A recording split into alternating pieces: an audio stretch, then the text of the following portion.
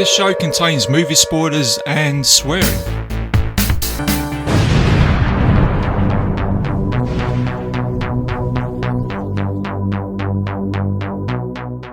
Because I've got a big list of films, so anything that looks like it's going to be a shit shark movie or piranha movie, I'll try and watch it in the week leading up to recording with you, just so that I can say, yep, I watched Mega Octo Shark 3, and you'll be like, oh, for fuck's sake. Yeah, just save those ones before, we record the show, Dan. That's fine, not a problem, mate. Oh, dear. Hello and welcome back to another episode of Bitesize Cinema. I'm your host RJ McCready, and for this episode I'm going to be taking you guys back to the year in 1989 to look at Tim Burtons' gothic action adventure movie. This one's got it all, and that's Batman. And joining me for the show today is Dan Bone from the podcast on Haunted Hill. Dan, how are you doing, buddy? I'm doing okay. Yes. I want you to tell everybody about me. I'm Batman. That's it, yeah. I'm doing really, really well, thanks. Oh, really well. Good. It's good to have you back on the show, Dan. And what a classic we're going to be talking about today, mate. The old summer of 1989, I think this one came out. Was it a little bit later than that? It was the summer of 89, and boy, have I got a story to tell you about that when we get into it. Whew. Okay. Before we get into Batman, Dan?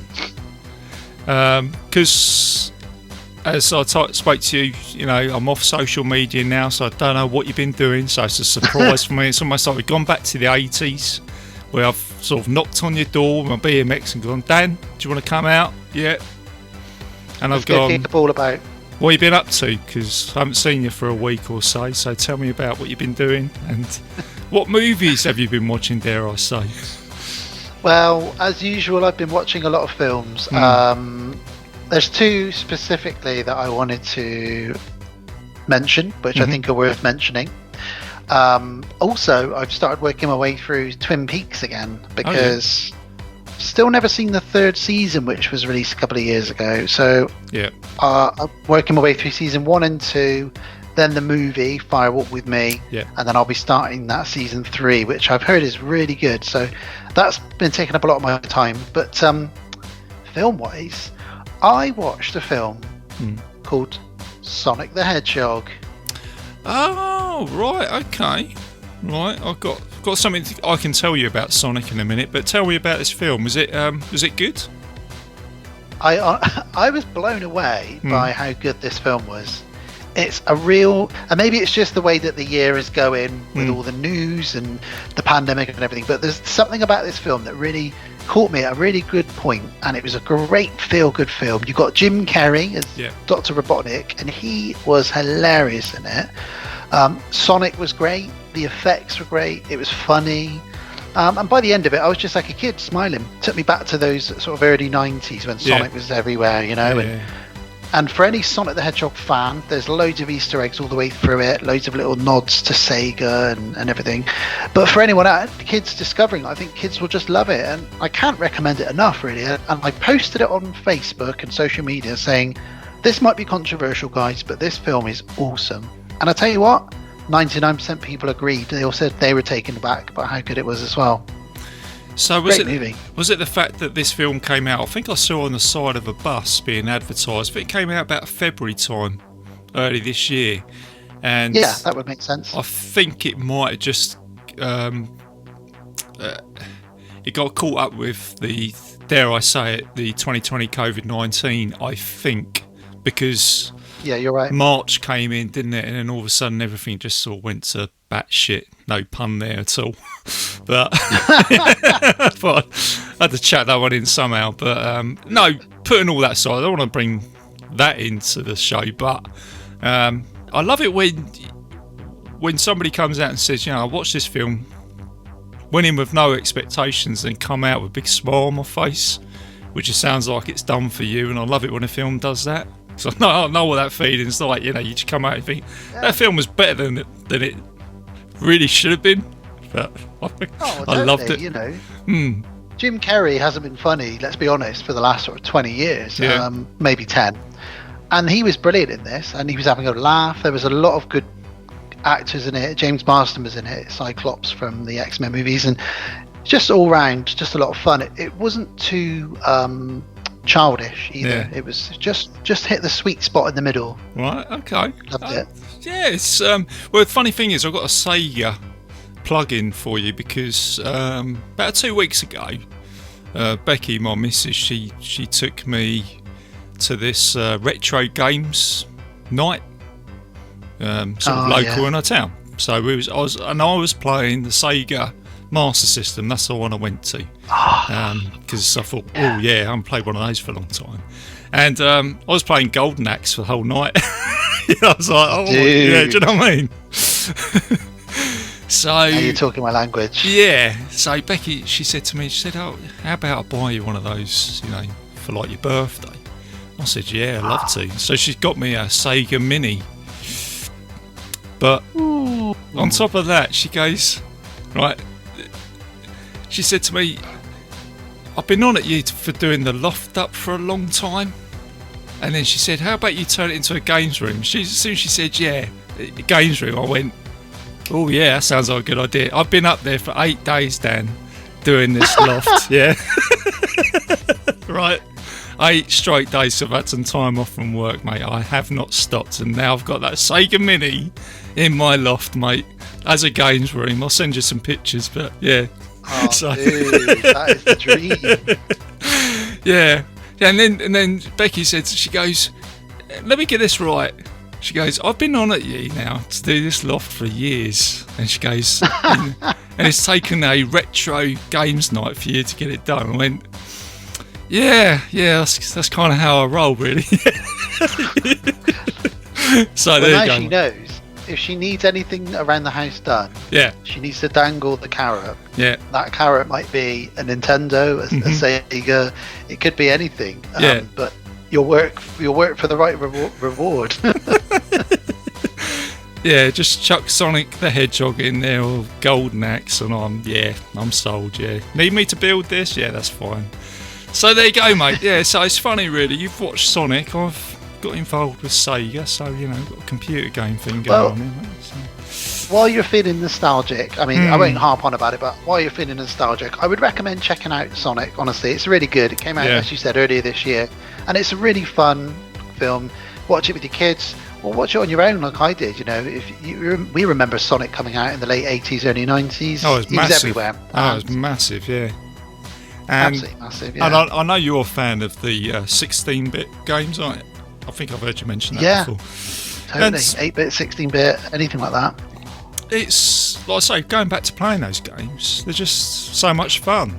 They're so playable as well, do you know what I mean? And I love all the old graphics, just something about it. I love the music. The music takes me off to a faraway place. Yeah. As soon as I hear those bleeps and blops, I think I'm transported back to my bedroom as a 10-year-old, cramp in my hands. Ow, my hands are hurting because I'm trying to do that combination on Street Fighter 2 over and over and over again. Yeah. That's what I was doing. I was like, because time flies by, doesn't it, when you're playing games, and all of a sudden I was just sort of like shaking my hand going, Jesus, it's gone all stiff, do you know what I mean? And it's me trying to sort of take on these, trolls or whatever it is you got in these games or whatever, but yeah. Oh man, so have you been watching any shark movies, Dan? I need to say it because we bring one up every episode almost. Couldn't let you down, could I? Go on, what is it? Couldn't let you down. So this is one of the best ones I've watched recently. Go on. Best ones. Jeez. Yeah, so it's got 2 names. It's sometimes called Jurassic Piranha. Oh, jeez. And other times called Piranha Sharks. So let me give you the premise. Go on. So you get like the little seed monkeys that people had as pets, little things that you could grow, that kind of thing, and they weren't real, but everyone had them. Yeah. Well, basically, scientists engineer tiny little great white sharks about the size of, even smaller than a goldfish. Mm-hmm. They look like little teeny tiny piranhas, but they're actually sharks. And they think, this would be a great bioweapon that we can use. Anyway, no one really wants to buy it as a bioweapon, so they realise what they can do is sell it at Christmas. So this is a Christmas movie. They sell it at Christmas to kids to have as a pet. But what they don't realise is that they multiply exponentially. Oh, bigger and bigger, like more and more and more. So you have like 6 of them in your tank, and then suddenly you've got like 32 of them. And then they can so of course people stop flushing down the toilets. Oh, right. And then you've got the millions of these little micro sharks killing people. Cut to, the majority of our cast are strippers in a strip club. Jeez. And they have to help fight the sharks along with some scientists. So basically, it's a Christmas movie set in a strip club with tiny little piranha sharks. And that's it, right? So that's it. Someone's gone into a room and said, "Can I green light this movie?" And they've gone, "Yeah." You know, you just think, how the hell does that happen? we want to make a film for Dan Bone. Yeah, sure, no worries. Just put that green light on. There's a load of money. Go make it. I'll tell you what. I paid 99 pence to rent this on Amazon Prime. So if anybody wants the experience, it's only going to cost you less than £1, an English pound. For the price of an ice cream or whatever that is now, 99 flake or whatever. You could be watching a shark movie with strippers and multiplying sharks. And it's set at Christmas. And at Christmas, yeah, it's chucking Christmas there, you know, because everybody loves a Christmas movie, you know. I think you're right, actually. They've gone, what does Dan like? Christmas, yeah. Sharks and piranhas, yeah. Strippers, yeah, chuck them in there as well. Great, there you go. That's this movie. Next. Well, it's funny really, because obviously something came up, because obviously I've put in, so when you put in stuff on Google, so I've put in shark movie, so it flags up as a suggestion. Oh, and yeah. I had one flag up today, just before we'd done the show, funny enough, and it was Sharknado of a third kind, you know.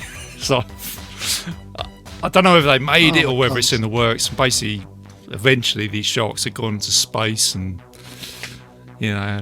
Yeah. Oh, if they're going to space, we know what that means, don't we? Oh, there you go. It's the end of the series if they're going to space. Yeah, well, this is it. Yeah, like we've said before, happens to every character, doesn't it? In a franchise. Oh man! And once they hit the space, we know that it's done and dusted. Mm-hmm. Right. Absolutely. Let's get away from these sharks, then, Dan.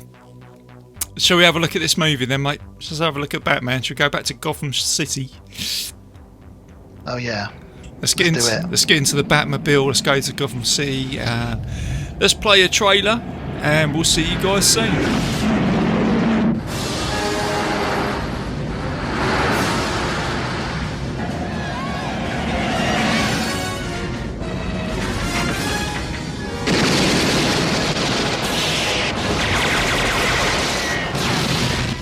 Vicki Vale. Bruce Wayne. And what do you do for a living? Lieutenant, is there a 6-foot bat in Gotham City? Nice outfit.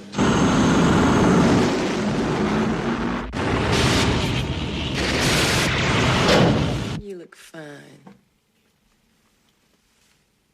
I didn't ask.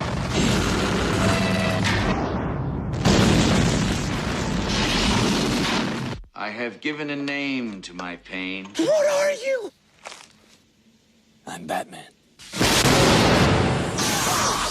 Where does he get those wonderful toys? My life is really complex. Winged freak terrorizes. Wait till they get a load of me.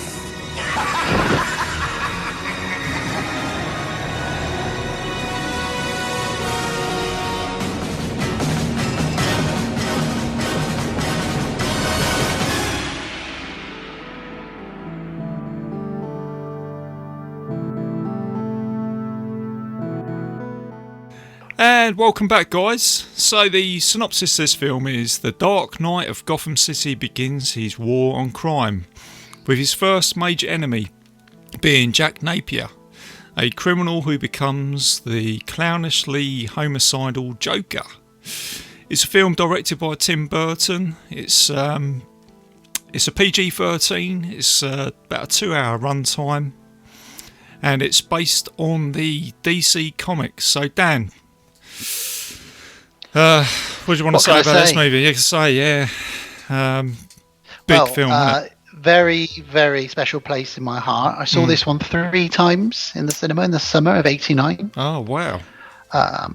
I remember it very well because I was 11, and this was the first 12A certificate in the UK. Yeah. So I remember thinking, gosh, should I be in here?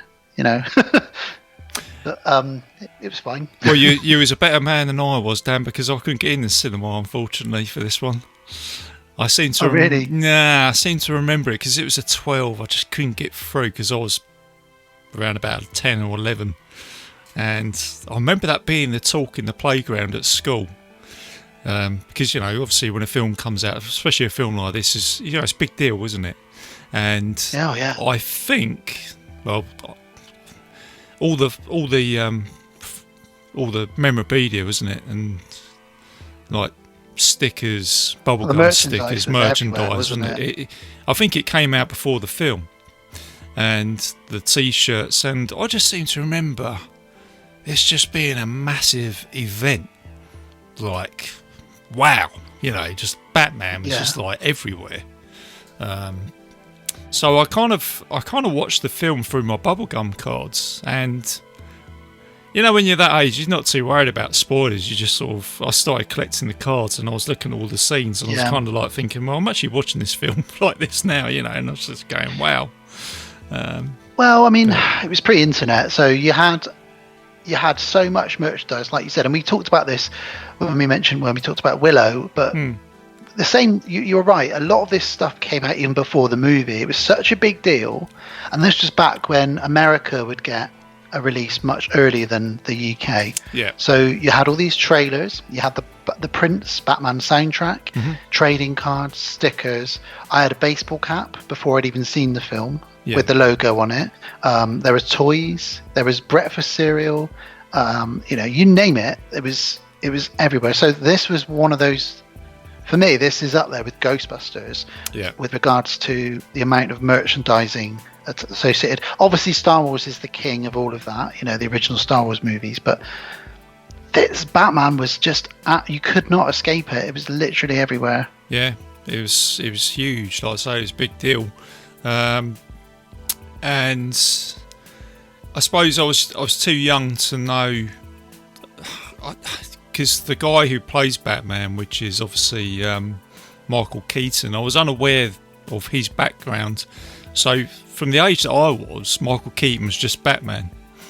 Nice. Do you know what I mean? It just obviously I knew there was Adam West, the real sort of cheesy comedy. Yeah, the cheesy campy. Yeah, it was very sort of comic book. It worked for the time, and I guess he was my Batman, Adam West, because I used to watch it when I was even younger, the old TV shows.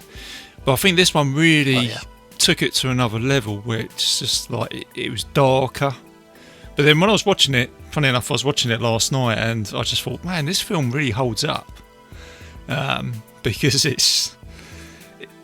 just does everything you want it to do. Not only for like a comic book movie, but just for a film itself. You've got a good, you got the bad guy, you've got a good guy, you've got some little subplots in there, you've got some really good set designs, you've got a really good soundtrack. The Danny Elfman score is just incredible. Phenomenal. Yeah. Phenomenal score. And I say this to, usually if I bring up Batman in a conversation, because during a conversation you might say, oh, what's the best Batman, because a few have been made since this one. And I usually say, well, if you've never seen a Batman film, putting all those other ones aside, I would say go to this 89 one, because it just does everything you want it to do. Stand alone, I would say, as a movie. I agree. It's remarkable, in fact, how much they cram into a movie which is just over 2 hours long. There's some great action. They were pushing the boundaries with the Batmobile, the Batwing, the bat suit was unlike anything we'd ever seen before. He was kind of like a ninja, you know. It was like this rubberized leather suit, and he just looked like he was built for war in this movie, you know. And obviously, Christian Bale's got an even better bat suit, but for me, this was just caught me at the right time, and you know, the way it looked, you couldn't have picked a better director in Tim Burton. Gotham, Axis chemical plant, all of that just looks incredible. Yeah. The scripting is so tight, and today, even when I watched this yesterday and reviewed it and wrote my notes, I was laughing my ass off at pretty much everything Jack Nicholson says, because it's still so funny. But at the same time, there's still some funny jokes and some clever stuff with Bruce Wayne and Alfred, and there's a really lovely, touching relationship between Alfred and Bruce. Vicki Vale, you know, you've got your Kim Basinger in this, Jack Palance. The cast is just phenomenal as well, and it just feels like it's a perfect movie for me. Yeah. They can slow it down to a scene where you've just got Alfred telling Bruce and Vicki Vale a story from his childhood for 5 minutes. Next thing you know, you've got a chemical plant exploding and people doing this and that, and then it slows down again. And this movie just plays with it. It's probably one of the best things Tim Burton's done. Yeah, and like I say, I think it's certainly got, like I say, Tim Burton's signature to it. And I think he probably got on board with this movie due to success. I know you mentioned this the other day when you private messaged me, Dan, was Beetlejuice, which was made, or it was released in 1988. And of course, Michael Keaton's in that film as well. So I imagine for Tim Burton, it was also for Michael Keaton as well, you know, to get this role. Because when you think about it at the time, now I look at this, Michael Keaton's a stand-up comedian. And he's not your typical action hero, but the funny thing is, he's exactly what you need for this film. Do you know what I mean? It's slightly psychotic, slightly unhinged. And he's kind of like, it's a bit like the sort of Clark Kent thing, you know, when he's Bruce Wayne, he's got some comedy about him, he's got maybe a little bit of, like you say, a little bit unhinged. And even Becky, you know, my missus, she picked up on that last night when she watched it with me. I managed to get her to watch Batman, and she's not really a fan of the franchise as such. And she actually said, he's just as crazy as the Joker.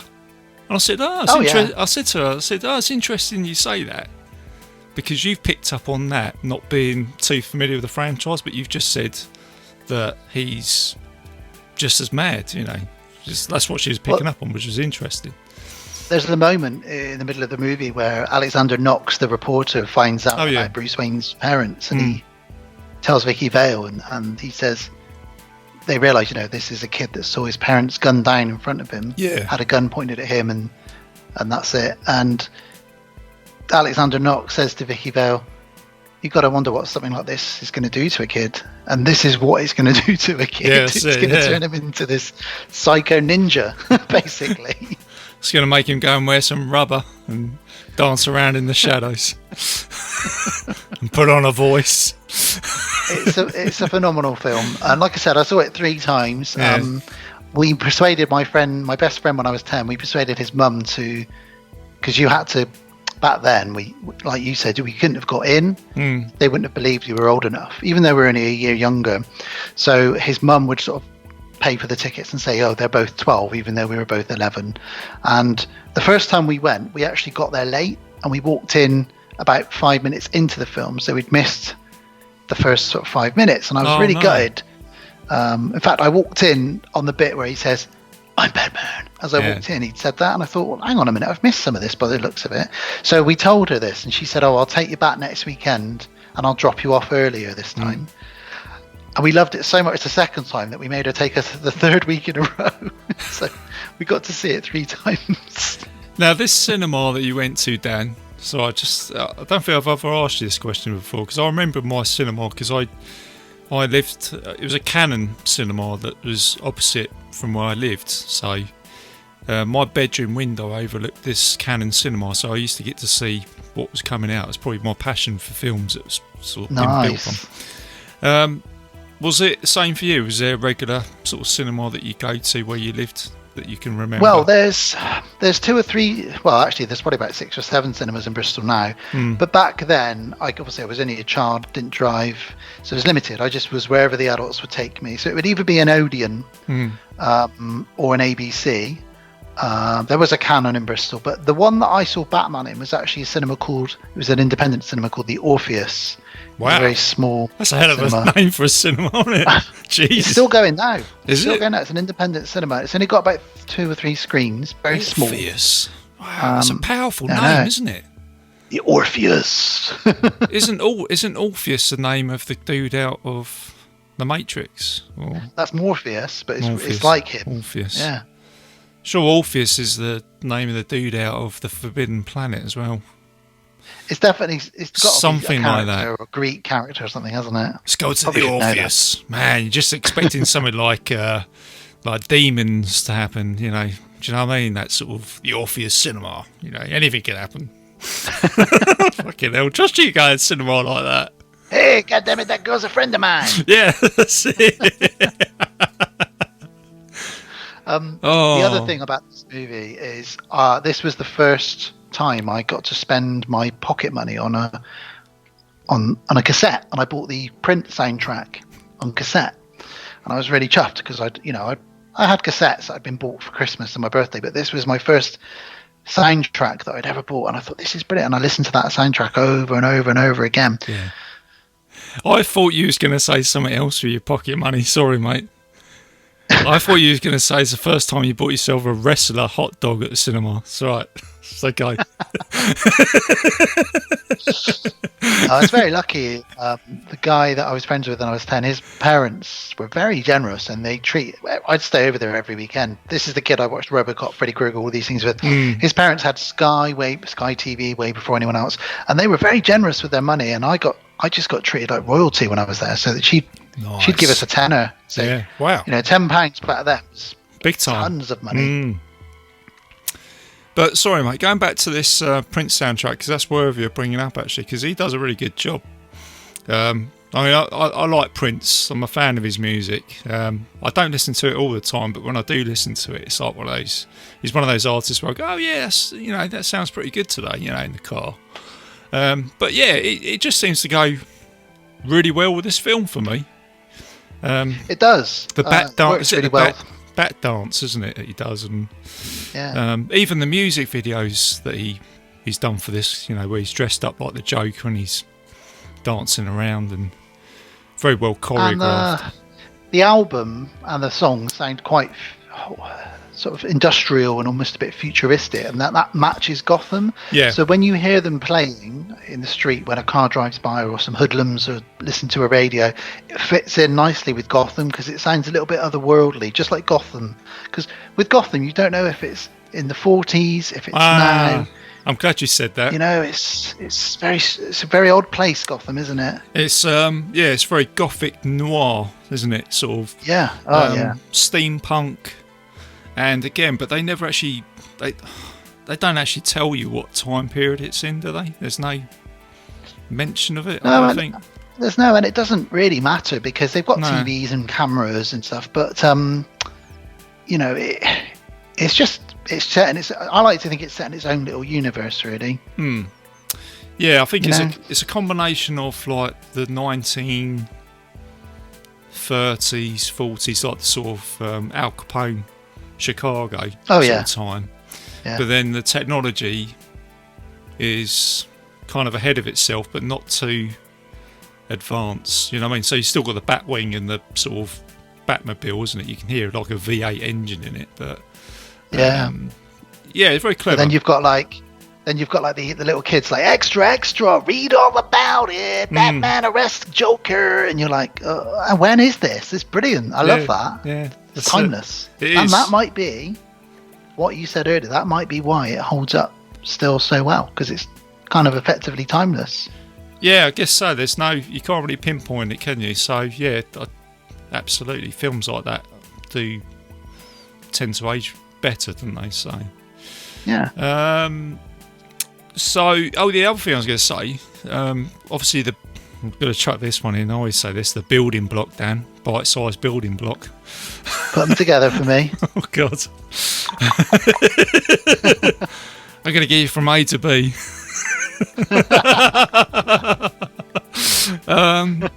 Is that this film was actually kicking around in Hollywood for quite a long time in production, and they were trying to work out who was going to direct it, and it went for a number of directors: Steven Spielberg, even David Cronenberg was offered this script. Could you imagine Jesus that? Christ.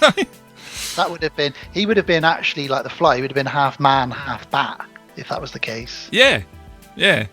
I think you're right, actually. I think David Cronenberg would have just completely taken it the wrong way. When he said Batman, he just would have created a guy fused as a bat, through some experiment, you know what I mean? Jeff Goldblum. Yes, Jeff Goldblum as Batman, but you got to be a real bat. Imagine Jeff Goldblum as Batman. What are you? And he just says, well, I am Batman. It'd take him ages to say anything. Yeah. He'd be playing chess in the Batgate cave, wouldn't he? Something like that, Spielberg's an interesting one as well. I didn't realise he was someone who toyed with the idea. That would have been interesting. Spielberg. They also had, Steven Seagal to play Batman. Oh, no way. No, absolutely seriously. no. Yeah, Sylvester Stallone. Oh, God. Yeah, do you know? I mean, it's weird, isn't it, when you think about it? Just. I know that nobody liked Michael Keaton being cast because he, like you said, he's a comic. He was a comedian. Yeah. And everybody went crazy, just like when Heath Ledger got cast as the Joker. Just like when Ben Affleck got cast as Batman. And I quite like Ben Affleck as Batman. I think Heath Ledger was good as the Joker. Yeah, Give people a chance. I must admit, I think most of the casting for Batman's been all right. I know the Joel Schumacher films have been a little bit controversial, haven't they? Not controversial, but maybe people have kind of. Yeah, I think you're right. I think people take the piss out of them. Yeah, I mean, have a soft. I've said it a million times. I have a soft spot for them, but they're also trash as well. But I love trash. They are, but I think when you look at it, I think you got to sort of think, well, I'm a bit of an apologist for Joel Schumacher because he created the Lost Boys, so it's just I've got to forgive him. Of course, but man. I suppose at the time he's thinking, well, I don't want to do exactly what Tim Burton's done because I'll be ripping it from that, so I want to try and do something different, and I think he has, and I think he's just gone, let's make it more comic book fun. It was more like the 60s Batman with Adam West, but also spliced with a little bit of that Tim Burton-ness about it. And he got the actors in, he had Arnie, Jim Carrey, George Clooney, Val Kilmer. We got all these people involved in it. So they were really all big summer blockbusters, but they just haven't stood the test of time. No. Whereas I have a bit of a soft spot for them. I love Arnie as Mr. Freeze. I think it's ridiculous, and I love it so much, And I think Val Kilmer is really bad Batman and really bad Bruce Wayne. I think George Clooney was quite good. Quite like that. George Clooney came out with one of the best lines I've ever heard in a film, actually, when he plays Batman, because he flies down into the Batcave. I think he does it Adam West style. I'm sure he's got a pole in this one. And as he comes down, he's ready in the Batmobile, and then there's the bike next to him, but Robin's sort of like about 5 minutes behind him. And then George Clooney comes down and goes, "This is the reason why Superman doesn't have a partner." Do you know what I mean? Just like I remember that. Such a George Clooney thing to come out and say as well. Do you know what I mean? He's just got that sort of cool about him. Just. He's probably just come off the set From Dusk Till Dawn then, so, he just had that sort of thing about him, just oozing cool, so, yeah, it was alright. There's been so many Batmans, really, hasn't there? For me, though, as you can probably guess, this is my Batman. This is my Batman film, and we haven't even talked about, and we will, but we haven't even talked about how insane it is that they cast Jack Nicholson as the Joker. That is just off the chain. Off the chain, yeah. Yeah, they obviously, Tim Burton obviously had him in mind, and I think they originally hired Robin Williams to play the Joker. And this is what I've read on social media, you've probably read this as well, Dan, is that it was kind of like dangling a carrot in front of Jack Nicholson. Kind of drew him a little bit closer to the role, saying, no, I will do it. He's just ideal for it, isn't he? He's got that craziness about him. The thing is, Jack Nicholson is a real actor. He's a serious actor, and he's made some incredible films. He's played some incredible characters. He could have come into this and not really given a shit. He could have come in and done a Bruce Willis, taken the money and just phoned it in. However, you can tell he's having a lot of fun with this character, this role, and he's taking it seriously, and he plays it. He meets this really fine sweet spot of making the audience laugh, but also I'm a little bit scared of him at times because you never know what he's going to do or say. He's really unhinged. I just feel like he's the best Joker, and I know a lot of people are going to say no, Heath Ledger, but I honestly, for me, Jack Nicholson is just an incredible Joker. Yeah, he's because he actually knows the Joker. He knows the character more than I realised, because when you do podcasts and you do a little bit more research, and he actually knew a lot about the character in the DC comics, and he's actually quite a fan, so he knew what the character was going to be like. And again, I'll bring this up again when I was watching it last night with Becky. She was going, "Oh my god, he's just crazy," and she was saying, "I just find it hard to watch." I mean, really? Yeah. And I said, don't take this the wrong way, but I said that's a good thing, because that means he's working for you, because that's what the Joker's supposed to be like. He's supposed to be this uncomfortable character that you just, like you said, he's just unpredictable. And you shouldn't really be laughing at some of the things he does, No. And I think this is the reason why this film in the UK was given a 12A. They created a certification for this film. And that's because there's scenes where he's making light of murder and hitting women, and there's that scene where he puts Alicia's mask on the mantelpiece and says she fell out of a 3-story window, but as a great man once said, you can't make an omelette without breaking a few eggs. And just smashes the mask, and it's like, fucking hell, he's thrown her out a window. That's it, and he's laughing about it, and he's just drawing you in, isn't he, to think, almost make it seem like that's okay to do, but it's not. But he's brilliant. Wouldn't hit a man with glasses on, would you? Every line out of his mouth, and even his sidekick Bob. I love Bob, his sidekick. I don't know why, I just love Bob. He's Conan the Destroyer. He's Conan's sidekick in that. That's the only other thing I've seen him in. See, I couldn't place where I'd seen him before. Yeah, he's Conan's little sidekick. So plays the same sort of character in the movies, and apparently he's one of Jack Nicholson's best mates in real life or something. So nice. There's a good friendship between those two in this. Yeah, that's it. Yeah, so it's called. Is it Bob the Goon or something like that? Isn't it? I think Bob the Goon. Yeah, that's it. You're my number one guy. That leads us on to Jack Palance being in this as well. Yes, so he's like the sort of veteran sort of Hollywood actor, and he's turned up in a lot of stuff. And Lando Calrissian. Yeah, as Harvey Dent. So he plays obviously the sort of, well, not in this, but he's the Two-Face character, isn't he? He's the only other character in this movie who's actually a character. Maybe they were going to do something with it in the sequel, but they never did. Yeah, I don't know. I don't know what happened with that, to be honest with you. So it never really got written in, did it, for the other movies? Well, it did. No, well, Tommy Lee Jones played him in Batman and Robin, or whichever it was, Batman Forever. I don't know which one the third one was.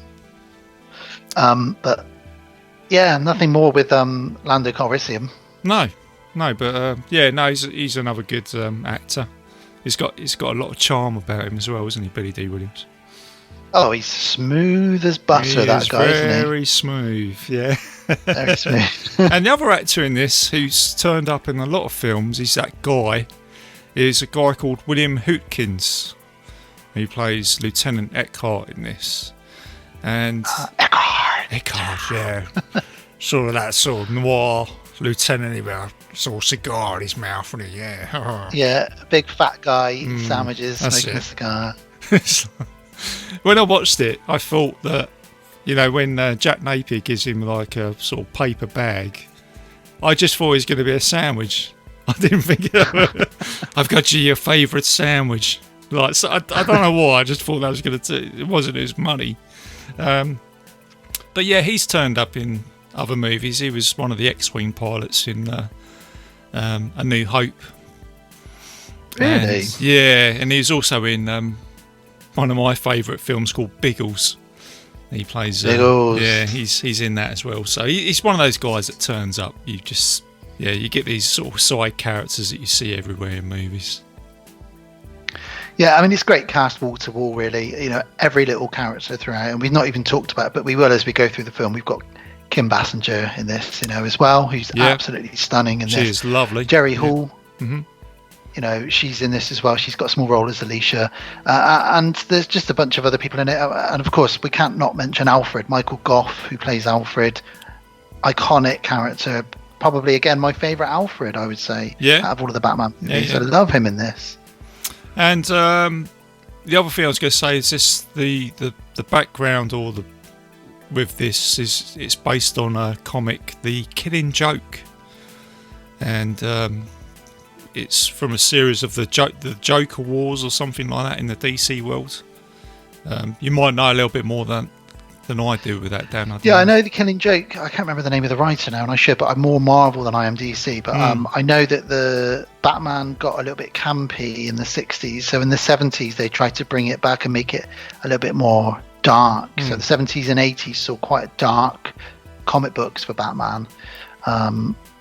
So that would make sense that this was inspired by some of that as well, definitely, because obviously, like, you've got the whole stuff with Robin getting beaten to death with a crowbar, and all of that kind of stuff happens in the comic books around that time. So, and Tim Burton, again, he always does very dark. Beetlejuice was quite dark. Yeah, it's about a couple who die at the beginning of the movie, and they have to deal with the afterlife. So he never makes stuff that's very light-hearted. Yes, that's right. So I just think it's just a combination of a perfect storm, really. Yeah, Tim Burton, he does have his signature, doesn't he? When you watch his films, it's like with Sleepy Hollow. All of his films just have that sort of darkness. There was Edward Scissorhands that he did as well. Oh, I love Edward Scissorhands as well. I've always thought that Tim Burton would probably do a really good Flash Gordon remake. Ricky Morgan would probably be throwing stuff at me right now, going, "RJ, what are you talking about?" But will you stop ruining my films? I know that Tim Burton is talking about producing a Netflix series of the Addams Family. Oh, right. And that sounds perfect, because those 90s Addams Family movies, they feel quite Tim Burton. I was going to say, they're not, are they? No, I thought they were. But it's like a perfect product for him, really, as was Batman. And of course, Tim Burton was going to do a Superman movie with our friend, our hero, Nicolas Cage. Oh, was that Tim Burton that was going to do that, was it? Yeah, it was going to be called, I think it was called Superman Lives, if I remember rightly. And it was going to star the great Nicolas Cage as Superman. Yeah. Last son of Krypton. Yeah, all right, cool. I'm going to save the fucking day, aren't I? Oh, if Superman had said that would have been brilliant. Oh, man, yeah, that's it, yeah. Could you imagine him fighting Lex Luthor, couldn't you? You know what I mean? Well, I can't help but wonder if Tim Burton was, because he obviously then went on to make a sequel to this, Batman Returns, set at Christmas. I really like that sequel. I really do. I wonder then if he was then going to make the Superman Lives, if he was going to perhaps look at doing some kind of crossover in future. That would have been interesting to see Tim Burton's take on the DC universe in another, alternative dimension. That would have been crazy. Yeah, I imagine that. I can just imagine Nicolas Cage fighting off with Lex Luthor. Lex Luthor going, do you think I'm an arsehole? And then Cage going, yeah. Fucking something like that. Yes, I do. Put the kryptonite down. Yeah, put the kryptonite back in the box. Oh, dear. Yeah, you say with Addams Family, Batman, you had Teenage Mutant Ninja Turtles come out the year after this. And then, of course, we had Dick Tracy come out as well, didn't we? So Dick Tracy, yeah. I think Dick Tracy came out in the early 90s, didn't it? I think. It's probably about 1990, I would say. And I think that's... You can see there's a heavy influence from Batman, isn't there, in Dick Tracy in terms of the whole sort of noir. It's already got a noir thing about it anyway, isn't it, Dick Tracy? Yeah. But it's just...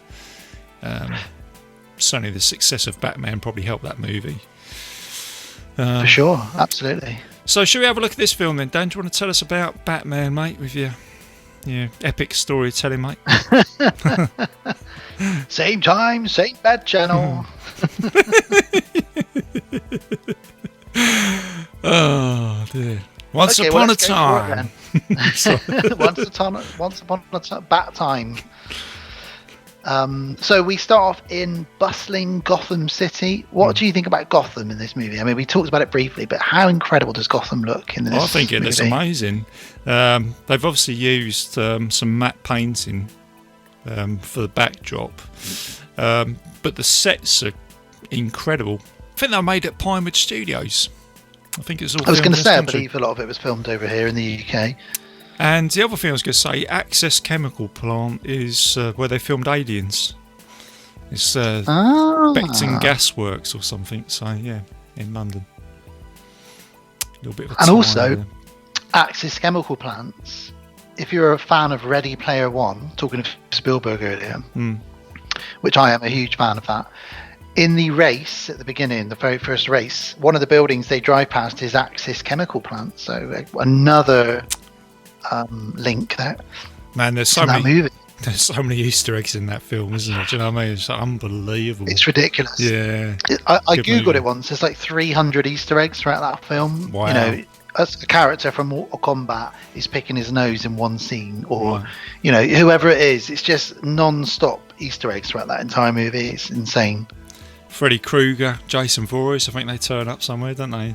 Chucky, yeah, that's it. You got that moment where that guy just says, "Fucking Chucky," and Chucky just starts stabbing everybody. Oh, fucking hell. Oh, dear. Yeah, so we kick off with, Gotham City, bustling, crazy city. Could be in the 40s, could be now, we don't know. And that's the beauty, as we've said. And we get what you would assume to be, because a lot of us know Batman's backstory, we assume this to be the Waynes family. So a mother and son come out of a theatre. Sorry, a mother and father with their son come out of a theatre. And they try and grab a taxi, and they miss a taxi. And they ended up taking a shortcut down an alleyway. Next thing you know, they're being held up at gunpoint. Now, this turns out to not be Bruce Wayne. This is just is set now. And Bruce Wayne is already Batman but this obviously strikes a sore point for Bruce or for Batman because, this reminds him of what happened to him as a kid. Mm-hmm. So these guys are up on the roof after mugging these people and they're sort of laughing, counting their money. And he says, one of them says, "Aren't you a bit worried about what everyone's been saying?" And the other guy says, "What do you mean? You took him out the bat? There's no such thing. Come on, it's ridiculous." And he said, "Well, I've heard that one of the guys was found with his body drained of blood, And he said, "Look, these are all fantasies. Do you want your cut of the money or not?" While they're talking, of course, we see in the background Batman just slowly land behind them, don't we? Yeah, it's very cool. You get the reveal of him quite soon, don't you? In this movie, that's what I thought. He's within only a couple of minutes, really. And of course, next thing you know, they hear footsteps. They stand up. They shoot Batman. He seems to fall down. Gets back up. Yeah. Kicks one of them through a door. Hangs another one off a roof for a little bit. And this is the moment I walked in on my first ever screening. He says, that famous, "What are you?" And to which he replies, "I'm Batman." Incredible. Goosebumps. Yeah. Absolutely love that. I want you to tell all your friends about me, isn't it? I mean, just like brilliant. Yeah. Yeah. Oh, it's so good because obviously he could just kill him, but he wants to spread this fear throughout the criminal underworld. Yeah. And Batman does kill people. He doesn't give a shit normally, but it's more powerful to just spread that fear. And it does, doesn't it? Amazing. Because the two criminal guys, and they come out, don't they? And they're like being lifted into an ambulance or something like that. And he goes, "It was a bat. He just come out from nowhere, wasn't it?" You know what I mean? They're both like shitting their pants, aren't they? You know, it's like. It's hilarious. Yeah. And of course, the police are all thinking, well, this is nonsense. How can this be a thing? You know, and we've got, what was his name? Eckhart. Lieutenant Eckhart, yeah. Mm-hmm. Yeah, he's the big corrupt cop on the scene, and he's sort of trying to just keep the press away from it. And we meet Alexander Knox, who's, "Can you give us a statement for the paper?" And the guy's like, "No, there's nothing to be seen here." And he's like, "Do you know anything about this Batman?" And he said, "Look, it's nothing to do with that." And this is the bit you just mentioned then. As he says that, he hears one of the guys going, "It was a big tall man dressed as a bat." And he's like, "Oh, okay." Yeah. He says, "Don't print this in the paper, Knox." It's very funny because he says, "Is there a 6-foot man dressed as a bat on the police payroll? And if so, what are his wages?" And he sort of takes the piss a little bit here. Yeah, funny. And we find out that Eckhart is on the payroll later on, but of Jack Palance Grissom a bit later on, don't we? Yeah, that's it. Yeah. Because we meet Jack Napier, and he's watching television with the reports of this Harvey Dent dinner and press conference where he's saying, you know, we're going to fight crime in Gotham. We've seen this a million times in a million Batman films, but we have to have that. It's kind of a staple, really.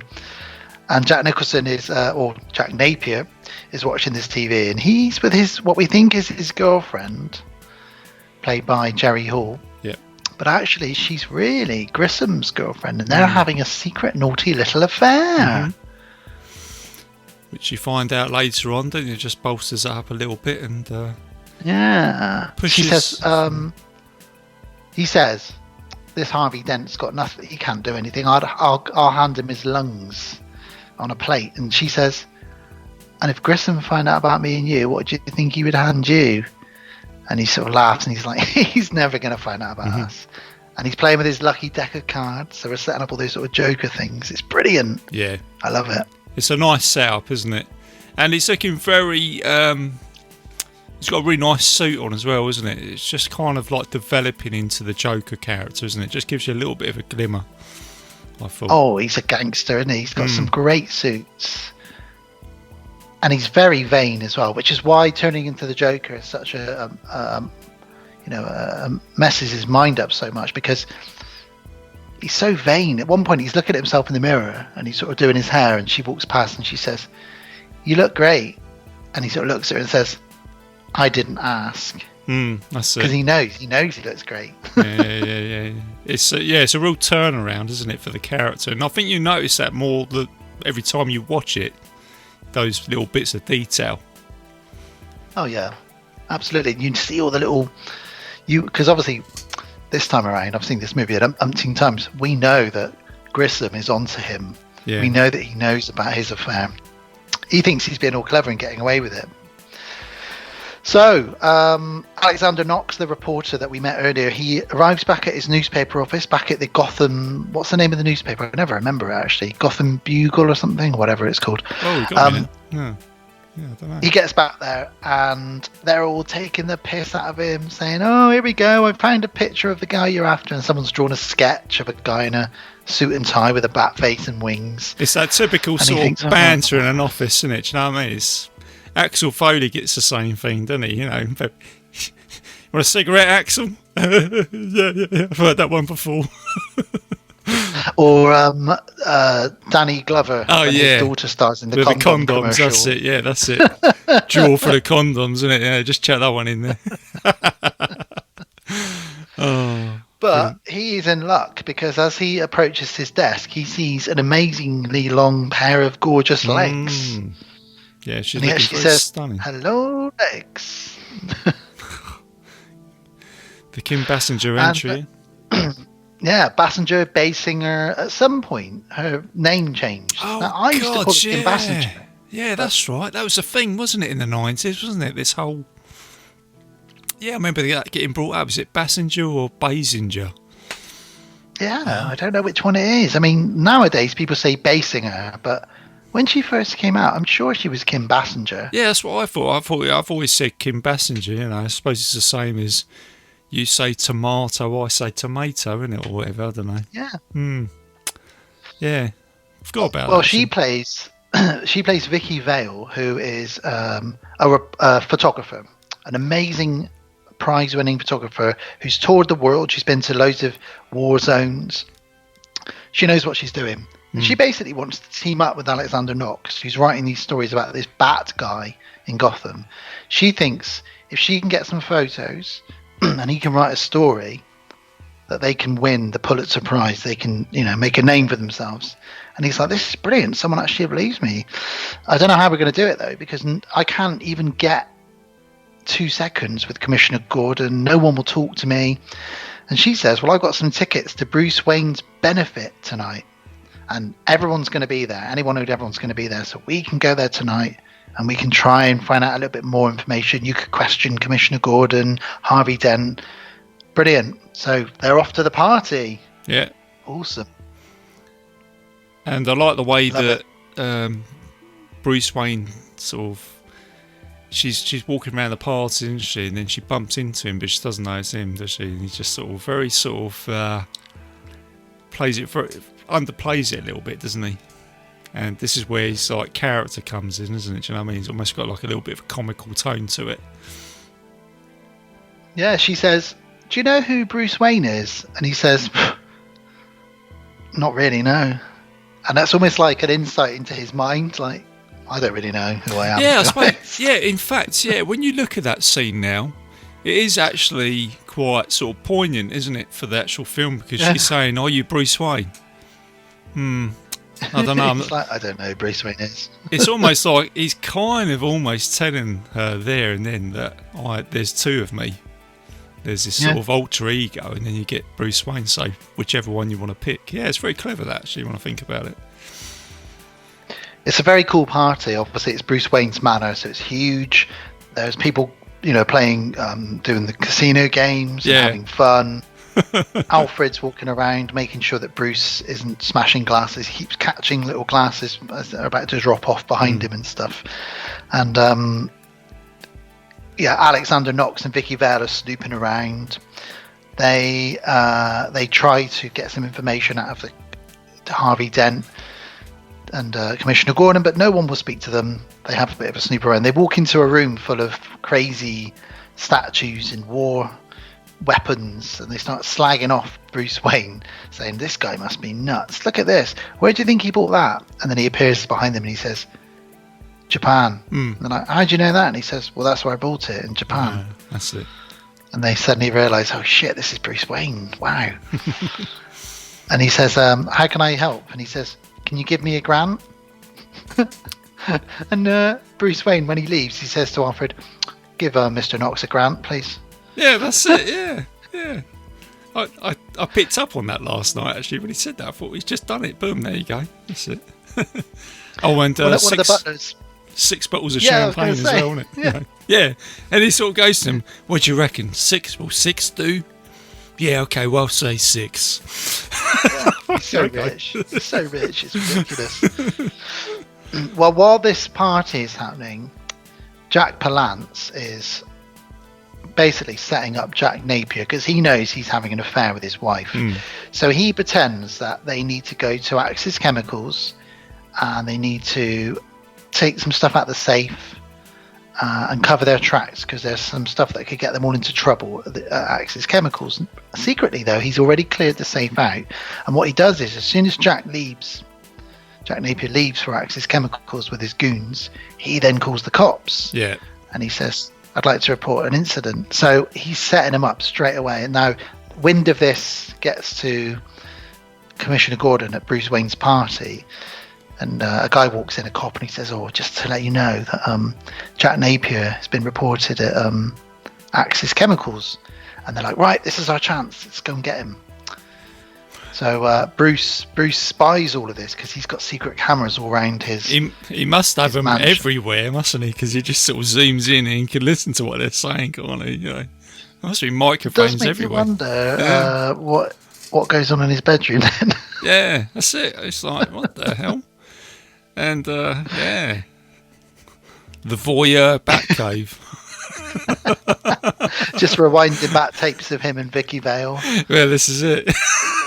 Oh, God almighty. Okay. So Alfred comes in and he says, Master Wayne. He says, Commissioner Gordon had to leave quite suddenly. And he's like, yeah. And he's like, you need to come with me now. And he's like, oh, shit, yeah, I've got to go and do my Batman thing. All right, sure, cool. So he sort of leaves, goes off, goes down the Batcave, checks out what's going on. Right, he's going to go to Axis Chemicals now. So these cops all arrive at Axis Chemicals and they say, okay, guys, we've got orders to shoot to kill. And Eckhart's like, yeah, shoot to kill, if you know what I mean. We want this guy dead. Basically, they've been ordered to just shoot Jack Napier dead. Boom, they want him done, out of the picture. He's having an affair. Get him out of it. However, Commissioner Gordon turns up, and he's such a nice guy. He's a good guy in this, isn't he, Commissioner Gordon? Oh, yeah. He seems like a really nice, decent fellow. And he turns up, and he's like, no one is to shoot anybody. We want these men arrested. So he kind of interferes a little bit. So Jack Napier and his guys, they're involved in this huge shootout because they realise they've been set up. And they have this big shootout around Axis Chemicals now. Yeah, that's it. It's pretty old school. Yeah. And is this the set of Aliens, you're saying? This is where they filmed Aliens, yeah? Yes, that's right, yeah. So this was the, basically when they get down to Hadley's Hope in Aliens, this is the same location. So when you look at it, I looked at it last night, you can just see the grates on the floor. You can see parts of it that look the same. And that's the bit where they say to the Marines in Aliens, they say to them, no hot rounds or something, and she's got some secret shotgun shells. Yeah, that's it. Let's rock! Yeah, that's it.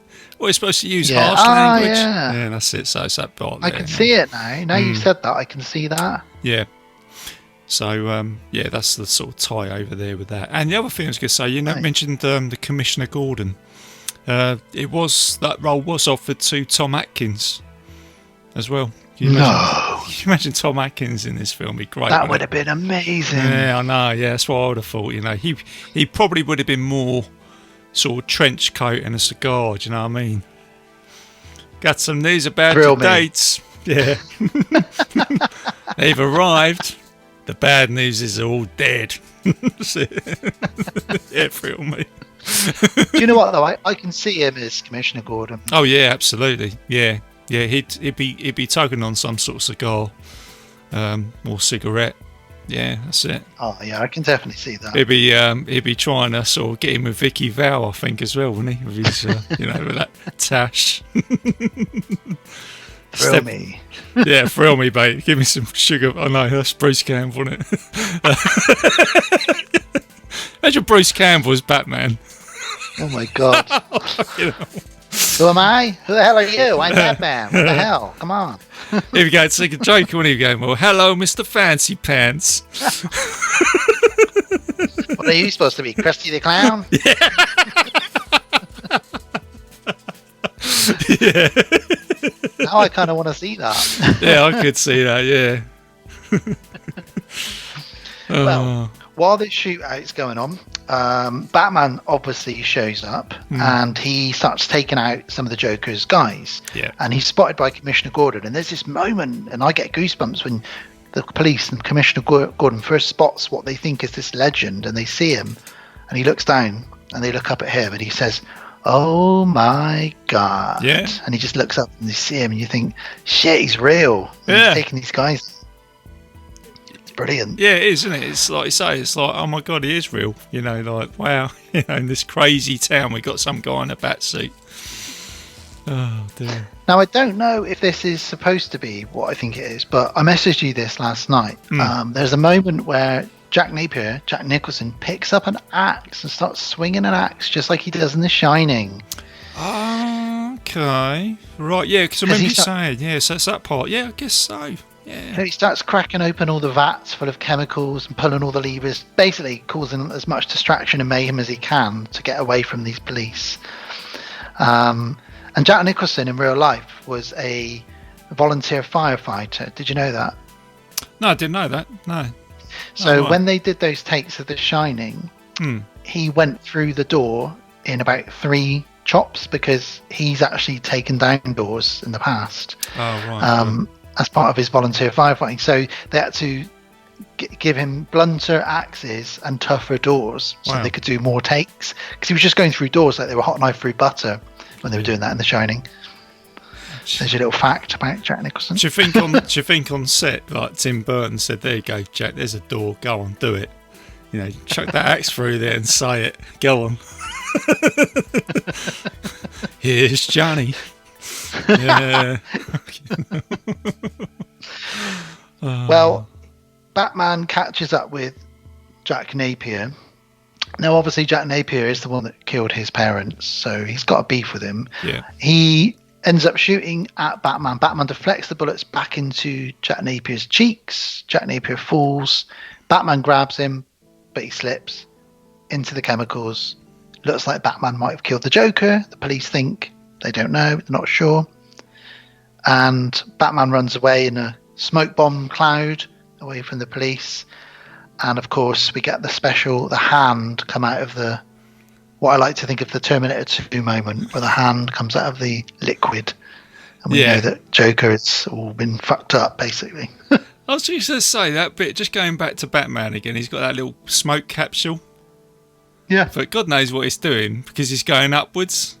And it creates a little bit of smoke, but you still see him fly upwards. And I just think, yeah, I can't. There's a little bit of theatrical element there with that, but yeah, it's just. Well, I think realistically, this version of Batman is a bit campier, because at the beginning, when he was attacking the 2 guys on the roof, he does this thing quite often like Dracula, where he'll open his cape up, and it's all about theatrics. You're right. It's about intimidation, scaring. You know, if you saw that guy and you didn't know who Batman was, and you saw this guy open up his cape really wide like he was going to attack you, or smoke just went off, you'd think, what the hell is that? Oh my God, he's gone flying up through the roof. This is crazy. So I think there's definitely some elements of theatrics in this, definitely. Yeah. I just sort of wonder where he's going to go. You know, if I had a cable gun, I'd probably go to the ceiling and I'd just be hanging there because there'd be nowhere else to go. I'd be going, shit, where do I go now? I'd be like, RJ, how are you going to get down? Yeah, you'll be down the bottom going, yeah, I really like that. You know, that looked pretty cool. All the cloud of smoke, you going up the wire. But where the fuck are you going to go now? And I'm picturing myself now dressed as Robin. Yeah. I'm like, you've forgotten me. I'll be shouting to saying, just don't do what I did because it didn't work. I'm coming down. No, you'd be shouting at me saying, this is why Superman works alone. Yeah, this is it, yeah. So he doesn't, no one else can see my fuck-ups. So that is our first major action scene. We've had gunfights, Joker thrown in a vat of liquid, Batman flying around in clouds of smoke. And we cut now to a more chilled scene of Bruce and Vicky having their first date at Wayne Manor. Mm-hmm. Hilarious scene, this. Yeah. Hilarious. Yeah. He's at one end of the table, she's at the other, isn't she? You know, can you pass me over the salt? The what? The salt. Oh, sorry. And then she says, do you really enjoy eating in this room? And he's like, I'm not sure if I've ever been in this room, actually. And I don't even know if he's joking when he says that. I wouldn't be hilarious, surprised. isn't it? Yeah, his house is so big, I don't think I've ever been in there. Yeah, that's probably true, actually, I'd say. So they end up having a lovely scene where they take their soup down to the kitchen, and they sit with Alfred. They have a glass of wine. Alfred tells stories about Bruce when he was younger, and this is what I was saying earlier on. It's just these lovely moments we can slow it down. Yeah. And we've got such great actors and actresses within this film that we're happy to just go along with them telling a little bit of. Sometimes backstory feels very forced in the wrong hands.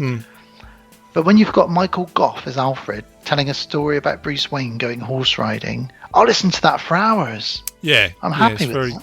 Very sort of homely conversation, isn't it? And like I say, it works very well, especially after your first major action scene, like you say. So yeah, it cuts quite well. He says, I think I've embarrassed Bruce enough for this evening. I'll go to bed. And he leaves them. Of course, Bruce takes Vicky off to bed. Yeah, that's it. Yeah, Cheeky. I can just hear Gary Hill now if he was on the show. Do you know what I mean? A little bit of bat sex. Yeah, this is it. I suppose bat condoms. Bruce would be hanging upside down, wouldn't he? Oh, dear. Yeah, bat condoms. So while they're having sweet bat love, we find out what happened to Jack Napier, and he is in some back alley plastic surgeon. This bit really freaked me out as a kid because he's got all the bandages like the Invisible Man on his face. Yeah. And the plastic surgeon saying, "Now, you've got to understand, I've got some really shit tools," and he points to his tools. They're all really blunt and rusty. He's like, "I'm limited to what I can work with, but I've done everything I can. But your nerves were severed beyond repair. There's been a lot of damage to your skin tissue." So he gets impatient and he rips off all the bandages. And he says to him, "Give me the mirror. Give me the mirror." And he looks. We don't see any of it at this point. And he looks in the mirror, and the laugh that he comes out with when he smashes the mirror after he sees what he looks like. This laugh is just the stuff of legends. And he just walks up the stairs, laughing in the dark to himself. And you think, this guy is terrifying. Yeah, I know what you mean with the bandages as well. Something sort of Hammer horror about this scene. You know, where you've got like a doctor. I think there is. It's like Burton famously loves the Hammer and the Universal stuff, doesn't he? So yeah, it's kind of like there must be Baron Frankenstein type thing going on here, isn't it? You know, where he's created a monster or something like that. It's just it does feel like that. Well, talking of Batman hanging upside down, we do cut back briefly to Vicki Vale waking up in the middle of the night to see Bruce Wayne just hanging upside down on one of those sort of back braces that people do for relaxation. Yeah, I did like that. Yeah, I like a little spin on that with like him hanging upside down as a bat. I thought that was quite cool. Yeah, it's really cool. Makes no sense, but it's fine. I guess I don't know what it does. I don't know if it just relaxes your back in some way. I don't know, but yeah. After he's had sex, he likes to hang upside down for an hour. Just I don't know. Put his Batman Durex back in the drawer. Save that for another time. My Batman. Well, Joker, as he likes to be called now, we find out, he goes and meets the crime bosses. First of all, he meets Jerry Hall, and he tells her, you know, he's now this guy, and then he meets Grissom, and Grissom says, he hears someone come up in the elevator, and he says, "Is that you, Sugar Plum?" He says, "No, it's me." He's like, "Who the hell are you?" He's like, "It's me, Jack." He's like, "Oh, I thought you were dead." He was like, "You wanted to kill me over a woman? You must be insane." And then he loses it and just starts blasting at him, and laughing and dancing and singing, and he just shoots him about 10 times, just absolutely kills him. Is this where he starts spinning around, doesn't he? And he shoots sort of under his leg and backwards, doesn't he? And he's sort of very, like, again, it's all theatrics, and it takes his hat off. And he goes, Jack's dead. He goes, "I'm the Joker," isn't he? And I'm a lot happier. And the thing is, RJ, why I like this character And what I like this version of the Joker is everything he does for the audience. It's almost like he believes in his own psychotic head. He's constantly got an audience around him, which he has. We're the viewers watching him. So a lot of the time he'll make jokes when there's no one else around. And it's just for us, but it's entertaining. Yeah. And that's what's so brilliant about it, because he does this stuff, like, he'll laugh, he'll dance, and he'll sort of, there's the next scene where he meets the crime bosses. Oh yeah. And he's got the makeup on to cover up his white face, and he walks in and they go, what's going on here? And he sort of says, well, look, Grissom's gone now. I'm the boss. And if you don't like it, then, you've got me to talk to. And then he shakes that one guy's hand and just burns him alive with this hand buzzer. Yeah, that's it. Incinerates him. So you're kind of getting the first gadget here, aren't you, from the Joker, isn't it, and what he can do. And completely burns that guy up, doesn't it, to a cinder, doesn't it? He just completely... Wow, it's just a corpse, really. Yeah. And he says to the rest of them, you'll have to excuse whatever his name is. He's just got a little bit hot under the collar. That's it. Yeah, he's laughing continuously, isn't he? When he's like, and then even after they all leave and it's just him and the corpse, he says, oh, what's that? You want to... Okay, yeah. Hey. Oh, yeah, okay. And he's like chatting to this burnt corpse. It's so brilliant and dark. Yeah, it's almost as if he's talking to someone, an imaginary character, isn't it, or something? It's just like someone else is there with him. Or it's just. And even when he wipes his forehead, and you just see a little bit of white underneath where he's wiped off the paint, that just adds to the craziness of it. Yeah. It's clever, isn't it? Because and again, though, isn't it, how he just jumps from going back to Jack Napier for a minute and then just goes back into the Joker again, doesn't it? So he can sort of jump between two characters. Joker's just taken over now, isn't he? The Jack's in there somewhere, but Joker is becoming more and more apparent. Yeah. He even mimics Jack Palance when he says to Bob, I need you to go and take pictures and do this and that. And he says, because Bob, yeah, that's it.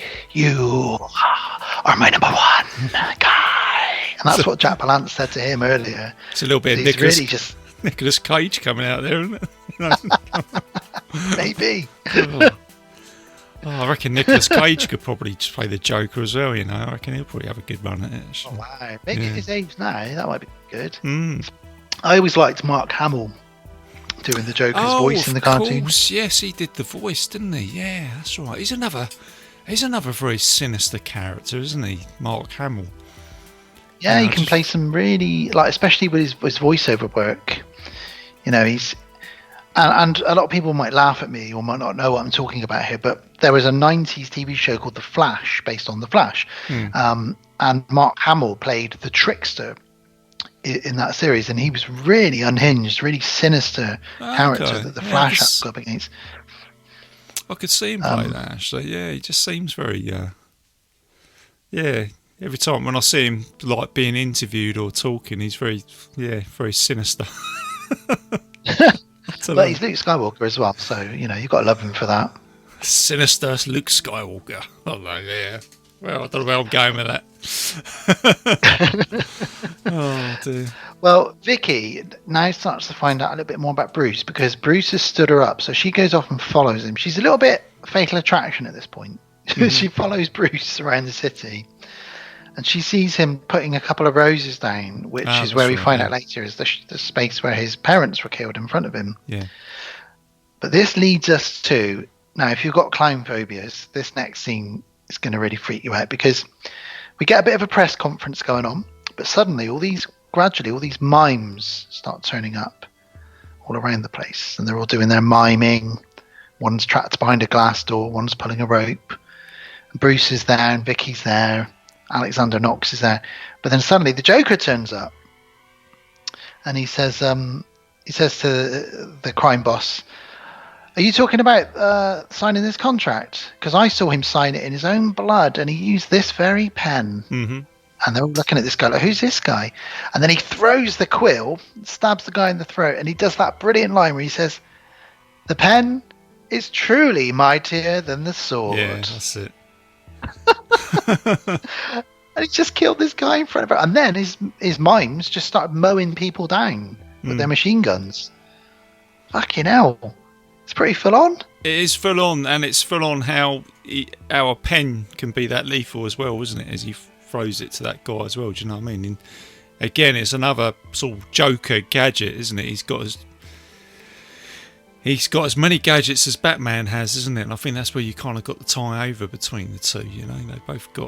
They're both... I wonder if this scene was homaged in that Batman movie where Heath Ledger does that with a pencil into the guy's face. Oh, yes, exactly. Yeah, when he's in the... Yeah, that's right, yeah. Yeah, it might be, actually, because that's on a table, isn't it, with all the other sort of games. Smashes his head down to the table. Yeah. And I sort of wonder where he gets people to work for him as well, do you know what I mean? Because, like you say, he's got all these mimes. So they've obviously come forward. So he's obviously getting a bit of a following now as well with people. I always wonder, for a henchman, like a Joker henchman or somebody, what's the pay like? What the pay's like? Yeah, this is it, you know what I mean? You know, just advertised in the paper. Do you want to be a bad guy henchman? You know, it's like, you know. Do you like clowns? Do you like shooting people? Do you want to work for the Joker? Because I want you to work for me. Come and work for me. Yeah. I'll give you £400 a week. Work for me. Do what you want. There's loads of free drugs and women and booze. You can dress up as a clown and you can shoot at people with a machine gun. Yeah. And you get like 5 people turn up for the interview. Oh, I'd like to work for the Joker, please. Yeah. Yeah, here's a gun. I'm going to call you Bob the Goon. You know, that's going to be your name. Bob was the best one. Bob's the best one. Yeah, that's it. Which is why when he gets killed later by the Joker, it's like, fuck me, this guy is just, he doesn't care. He's off the chain. He doesn't care. He's off the chain. Yeah, crazy. Bruce realizes that this Joker character is Jack Napier. And he asks Alfred to get him some information on Jack Napier because he says, I think he's still alive. I think this is him. I think he's got a new persona now. Meanwhile, Joker wants Vicki. He finds out about Vicki Vale, this beautiful photographer that's arrived in Gotham. So we've got this love triangle going on now. Bruce wants Joker because he wants to kill him. Joker wants to kill Batman. Batman wants Vale. Vicki Vale. Vicki Vale kind of wants Batman, but the Joker wants Vicki Vale. So we've got this weird 3-way thing going on now. Yeah. And of course, there's throw in the mix that 2 of them have got multiple personalities as well. It's just very interesting.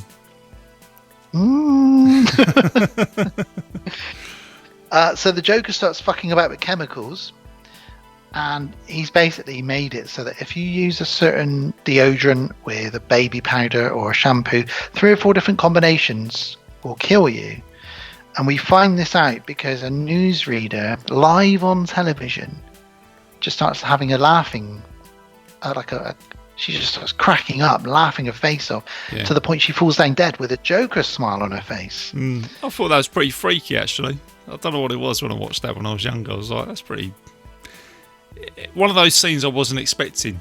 Do you know what I mean? But I do get especially when it cuts to the Joker commercial where it all goes fuzzy, and then you get it's almost like that Beetlejuice commercial that he does on the Beetlejuice, because he just kind of takes over the TV station and he's like, "Love that Joker," and he's like, "Hey guys, do you want lovely pale complexion like me, ruby red lips?" And hair so green, only your Undertaker will know for sure if it's real. Then why not take... It doesn't matter. All the chemicals are already... You've probably bought them and you're all going to die. Ha ha ha. And they're all like, what the hell is going on? This is crazy. Oh my God, oh my God. And the girls on the TV advert are just, love that Joker. That's it. And then you've got the 2 newsreaders, haven't you? Like talking, and they've obviously used the product because they're just looking like shit, aren't they? They've got loads of spots and crap on their face. Yeah, I think everyone stopped using it because none of them have brushed their hair. They got bad skin. There's one of the girls I noticed because I've got this Batman movie. I've got it on VHS, my original VHS, so it's very old. But I decided I wanted to watch it on HD. So I watched it on HD, and actually in HD, I noticed the newsreader's got bloody dandruff all over her from not using the products as well. See, yeah, it's just They look really, really rough. yeah. Like they tended to do that in the 80s, didn't they? With like making newsreaders look stupid. I think they did that in Die Hard as well, didn't they? You know, like with some sort of Stockholm. Newsreaders are always stupid. Yeah, that's it. Oh dear. So. Now, next thing that happens is that Joker tricks Vicky Vale into meeting him at the museum for a date. He pretends that Bruce Wayne wants to meet her for a date at the museum. One of my favourite scenes. I was just about to say that. I was just going to say that this is one of my favourite scenes. I liked. Yeah, this is cool because you get the Prince soundtrack coming now, don't you, on the beatbox? Yeah, you got the Party Man song. Yeah. So she sat there waiting. You know, I wonder where Bruce Wayne is. And then she gets a little present given to her by the waiter, and it just says, "Put this on," and it's a little bright orange gas mask. And then loads of gas comes out, knocks everyone out, and then suddenly, as you say, that music kicks in and Joker walks in. One of his guys has got a big boombox on his shoulder. Yeah. And these guys are just having a ton of fun, as you would say. Yeah. They are going around, drawing on everything, smashing things. You know, Joker's loving it. Bob's making notes. Because when I was watching this with Bex, it's actually made Bex start to sort of dance. She's going, you know, with that sort of Prince dun dun dun dun dun dun. It's a funky tune, you know what I mean? He's just going around, yeah, party man. He's just like spraying everything, aren't they? And then Joker's got his like stick and he's just pointing it forward, and he loves it. He's just sort of smashing, slashing stuff. And someone paints us to look like Joker. And it's funny, really, because we was talking about Sega earlier, just a little bit of a sort of plug in there with Sega, but he's the Joker's henchmen reminded me of like the 16-bit sort of henchmen in Streets of Rage. I was just about to say Streets of Rage. Yeah, I was just about to say that. The same sort of aesthetic, isn't it? Do you know what I mean? Sunglasses, sort of. Some of them have got berets on. They got yellow jackets on and things like that, you know. And I just thought, yeah, that's what this feels like, a 16-bit video game with the music and everything, you know. It's cool. It's great. It's just and there was a video game of this, you know. There was, yeah. There was a really good video game of it, which I didn't own, but my friend owned. I had the Sega Master System Batman Returns video game, which was good because that had like Penguin and the clowns and Catwoman in it. That was cool as well. It made a great video game. It's like a ready-made video game, this. You know, with the Axis Chemical Plant and the Batcave. Those are like levels from video games almost, aren't they? Yeah, I think, was it a platform game with Batman? He's sort of throwing little bat wings and things like that. Yeah, and he sort of he swings across in his grappling hook across little platforms. And then there's some of the levels you're driving in the Batmobile or in the Batwing, I think. Yeah, that's right, yeah. And you usually get a boss at the end of the level and all that sort of stuff, don't you? It's good. Yeah, little energy bar that you've got to knock down. That's it, yeah. Some bat bites or whatever, I don't know. So Vicky Vale has witnessed this crazy destruction and vandalism, and Joker sort of comes up to her and he's like, Miss Vale, nice to meet you. You know, I'm glad you could join me today. And he pulls out a cigarette lighter which has got like a 3-foot flame on it. Oh, that's right, yeah, that's it. And he says, I am the world's first homicidal artist, and I am basically just going to town and I'm loving life right now. In fact, let me show you something I've been working on. Alicia, come here. And he brings Alicia over. And it's really harsh, man. He's put acid on her face because he's trying to create like art. It's just... Yeah. And he's got that little... disturbing. He's got like a little clown flower, hasn't he, with acid coming out of it? Which... Yeah. And he says to her, let me do the thing to you. She manages to duck. And just as she does that, of course, Batman comes smashing in through the ceiling. Yeah. Grabs Vicky. And he says, I can't remember what he says to him now, but he points the gun at him and it flips into two parts, fires off into each wall, and he just jumps out and swings down out through the doors. And RJ, what does Joker say? Where does he get those lovely toys? Isn't it? It's brilliant. It's so good.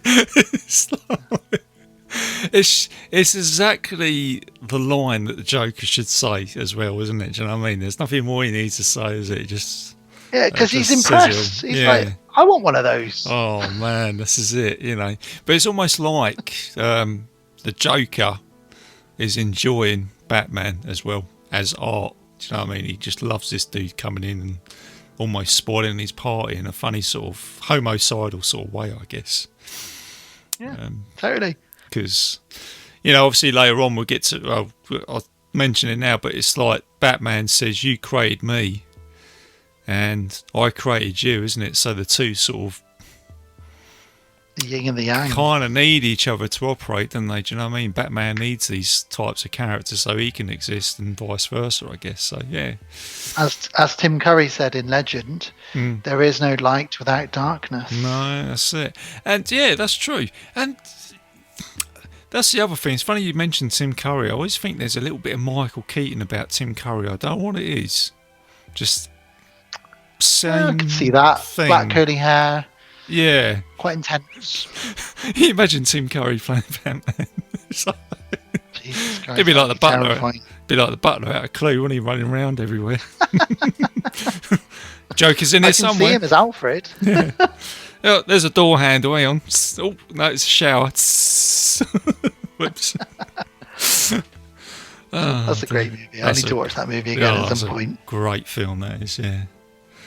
That's one we should cover on Bitesize, I think, Dan, actually. Yeah. Ooh. Clue. Now I'm a 42-year-old man, so this next scene gave me goosebumps like it did when I was a child. First reveal of the Batmobile. Oh, yeah. Oh, my God, This Batmobile is something else, RJ. Yeah. Yeah, it's just... It looks amazing. It sounds good. It just... And the thing with this Batmobile is it's real as well. Yeah. Like all the Batmobiles, I think, made for the movies, that they would have made this. Yeah. Drives down the road, flame coming out the back. Yeah, it's got a V8 engine on it from an American muscle car. It's got the propeller at the front is come off a Harrier jump jet. That sort of round bit. Yeah, yeah. Oh, nice. Like the turbine wheel on there. And it makes that noise, doesn't it? It sort of does that. Yeah, that's it. That high pitched sort of. Oh God, yeah. And where it goes into like the cocoon, isn't it? Like it puts the plates over it. You know, that's an amazing scene. He just talks into his little hand thing. He says, "Shields." Yeah, and the shields just go. Just cover it up completely. And then so good. He tells it to drive, doesn't he? And stop, doesn't he? Stop. Stops right by his shins. So him and Vicky are being chased by the Joker's goons. They stop at a digger, a JCB. They get out. He does his shields. He does the grappling hook. He says, there's a funny line where he stops and he says to her, "How heavy are you?" And she's like, "What?" And he's like, "How heavy are you?" She says, "About 108 pounds. And he fires the grappling hook, but he gets stuck halfway because she's lied to him about her weight. Later on, he says, "You weigh a little bit more than 108. It's just a funny little. But that's what I said earlier, though, isn't it? He's basically given her the wire. She has to hold on to that, and he just says, "Don't let go." And then he goes, and he just drops. He just drops. Yeah, he just drops down. He gets knocked out briefly. Yeah. Ends up fighting a couple of the Joker's goons. Bit of kung fu. Get a first ninja show up. Mm-hmm. With his ninja swords, his Leonardo from the Ninja Turtles. Yeah, that's it. Is that where he does the sort of Indiana Jones thing, where he's got all the swords and then Batman just takes him out? Boots him in the chest. Yeah, that's it. Boom. Hello, Mr. Fancy. He grabs Vicky and he says, "Right, come with me," and he takes her off. Back to the Batcave. Now this, I've written down here, the shots and the score combined for the next couple of minutes as the car drives along country roads at night, just simply mesmerizing. It just looks incredible. Yeah. Tim Burton's Danny Elfman's score, we should probably talk about that very briefly. Incredible. I mean, you can always hear a Danny Elfman score, and Danny Elfman and Tim Burton work so well together. But his score in this is just something else, isn't it? Well, when you look at Danny Elfman, where he's come from. First of all, he didn't know that he could be a composer.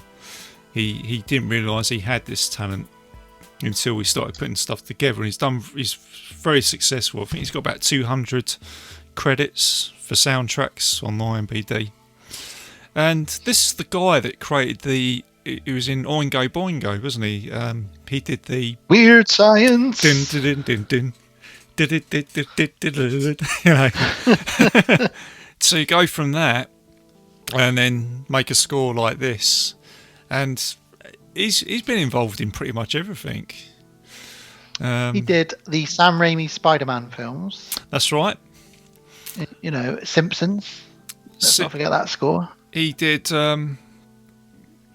See, I watched Civil War the other night with Captain America, and his name came up for the soundtrack for that as well.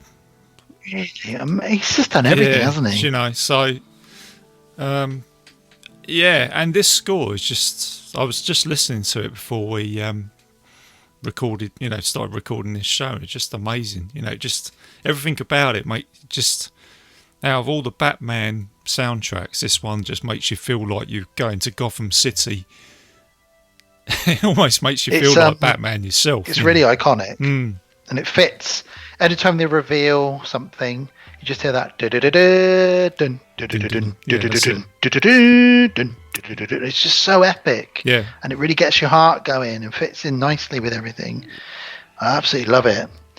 And it matches this scene of him just burning along now. And she's sort of staring at his face, trying to work out, who is this guy? Is he real? Is he someone I know? And then they looks like they're going to drive straight into a cave, but suddenly they're in the bat cave.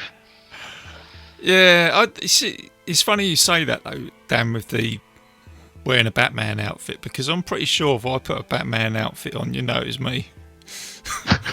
First of all, because of my voice, you know. You'd have to do your Batman voice.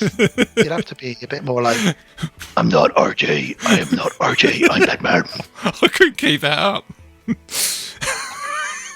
Let's go to the Batcave. That's what Christian Bale. That's what made me laugh. Unfortunately, about some of those films, is Christian Bale's voice. It was just a bit crazy in some of those scenes. There's that bit where somebody says to him, "My mother told me not to get in a car with a stranger," and he says, "This isn't a car." You're like, "Whoa, what's happened?" I think that's just generally Christian Bale's rage voice. You know, that's probably what he uses when he gets into a rage on sex. I know he blows off a bit, doesn't he? But yeah, no, you're right. I like that bit in Batman Begins when Commissioner Gordon goes, "I never said thank you," and he goes, "And you'll never have to." That's it. You'll never have to. And you'll never have to. Strong. Pretty weird stuff. Yeah. Because he doesn't really put on too much of a voice in this. He just kind of... No, Michael Keaton. No, it's just... he's Michael Keaton. That's what I mean. I just don't know. Yeah. So he takes her back to the Batcave, which is a weird thing to do, but he loves her. So, and he tells her about the combination of chemicals. And he says to her, "I've got a report here. I need you to give this to the police. Get it in the papers so that everybody knows what the Joker's up to and how we can stop him." Mm-hmm. And it goes in the newspapers, it goes on TV, and straight away the Joker is very, very, very pissed off. Enough that he shoots his television. He says, "What kind of a world do we live in where a man dressed as a bat gets all my press?" He's very, very annoyed. Mm-hmm. So he goes to visit Vicki Vale. Yeah, that's right. Yeah, that's it. That's where he took. And this is another great scene. See, This was another thing that Becky picked up on. I mentioned her a few times now, shouted her out quite a bit. So when, because Wayne's in her apartment, isn't he? He's already there, is that right? So Bruce goes around and she's very annoyed with him. You stood me up at the museum. Joker was there. Batman came in. You know, what the hell's going on? And he's trying to tell her he's Batman. He said, I've got something I want to tell you. She says, oh my God, you're married. And he says, no, it's not that. He says, you know, when you wake up in the morning, some people wake up, they have a coffee, they get dressed, they go downstairs. And he's taking ages to try and make a point. She's like, look, I'm just going to have to see who's at the door. And this is where the Joker kicks the door in. And the thing is, when I've watched this now, when Bruce Wayne comes in, he says, well, you've got a lot of space in this apartment. He does. And then when the Joker comes through the door, he goes, wow, you've got a lot of space in this apartment. Do you know what I mean? He says the same line. This was the first time I'd ever noticed that. Becky picked up on that last night. She's never seen it. She said they both said the same thing. And I was meaning they're cut from the same cloth. Yeah, that's right. And it's just, like you say, mate, it's just whether you, I suppose when you're doing podcasting, you're just looking for that little bit of detail, aren't you? And it's just very clever. I've never noticed it. I've seen this, I would say I've seen this film easily 30, 40 times. Yeah. But I never picked up on that before. Yeah, he walks in and he says, this is a lovely apartment, a lot of space. And then 2 minutes later, the Joker walks in, great apartment, a lot of space. Yeah, that's it. It's just wow. Okay, right, all right. Yeah, just it's very clever how they tie that in. So, like I say, cut from the same cloth. But of course, Joker is trying to win over Vicki Vale. He smashes the mask. Yeah. Reveals that he's killed Alicia, and Bruce very cleverly puts a silver tray under his jacket. Yeah, he's taking a chance there, isn't he, really? Yeah. He is. And he comes out and he says, hello, who are you? And he's like, oh, another hen in the hen house, Miss Vale. And he's really annoyed that there's another guy there. And he says, come here. Bruce Wayne says to him, I know who you are. He says, oh yeah? And he says, yeah. Let me tell you about this guy now. Let's call him Jack. He was a mean kid, a bad seed. He hurt people. And the Joker's like, oh, I like him already. And he says, the problem was this kid got sloppy. He started to lose it. And he starts really winding up the Joker. He says, he's the kind of guy that couldn't hear the train until it was 2 feet from him. Do you know what I mean? Yeah. And he says, he made mistakes. And then he grabs that stick and he says, you want to get nuts? Let's get nuts. And he does his Beetlejuice voice and just smashes stuff up. And then the Joker just blasts him. Yeah. So it's kind of like he had to really hope that the Joker wasn't going to shoot him in the face or in the head. Yeah, that's right. Yeah, he took a chance with that. But is that where the Joker comes out and goes, ever dance with the devil on a pale moon night? Well, that isn't it? That's right. Boom. He says, what did you say? And he said, I just like to ask that of all my prey. I like the sound of it. Now that was what he said to him when he was a kid, just before he killed his parents. And that's what ties it over, isn't it? Yeah, that's it. Oh, yeah, shit. He's pressed the wrong button there, RJ. Yeah, that's it. Pressed the wrong button there. And then obviously after this scene, isn't it? This is kind of where you get like the sort of kind of coming into the third and final act now, aren't you? Do you know what I mean? With the old the action really does sort of set off now, doesn't it? Yeah, and Vicky, poor Vicky's had enough because Joker leaves her apartment. She turns around, Bruce's body's gone, so she doesn't know what's going on. Then she opens that box and a hand pops out with a bunch of dead flowers in it, just to make it even crazier. That's quite a funny scene, isn't it? Just like, she's like, okay, as if I haven't had enough already, and then that happens, boom. She meets up with Alexander Knox and he reveals that I found out about Bruce's parents, and she says, oh my God, that's why he went to that alleyway, because that's where his parents were killed. So it's all tying together for her now. Yeah. Joker hijacks the television station and he says, look, tonight I'm going to call a truce with you, Gotham. I'm going to drop $20 million in cash on the city. And, you know, you can come, you can party, you can pick up the money. It's going to be great. But also, I'm inviting Batman. This is your classic now, live on TV. I'm inviting Batman to come and face me, mano and mano. Me and you. Come on, unless you're going to be at home washing your tights. And Bruce is like, he sees this on TV and he starts reliving his trauma, and we get our little flashback to his parents being killed by a young Jack Napier, who says, "You ever dance with the devil by the pale moonlight?" And you think, oh, that's where he first heard it. It's creepy. And Alfred brings Vicky, because Alfred is a matchmaker in this. He's determined to get Bruce Wayne laid. He's like, for God's sake, this guy's sitting alone in the dark. I'm fed up with it. So he brings Vicky into the Batcave and he says, "Miss Vale's here." And Bruce is like, what? And he's like, yeah, she's here. He's like the best wingman you could ever have, isn't he? Yeah. Oh, Alfred's so lovely. They kind of reveal that they kind of feel like they love each other at this point. And he says, "But I've just got to do this thing." So he suits up. He goes to Axis Chemicals. He sets it on fire, burns it to the ground. And then we go to, the final act now, really, where it all kicks off. So we've got the festival with all the balloons, giant sort of carnival balloons. One's a Joker, one's a baby. What the crowd don't know, what the audience don't know initially, is that these are filled with Smilex gas, that green gas that causes people to convulse and die with a big grin on their face.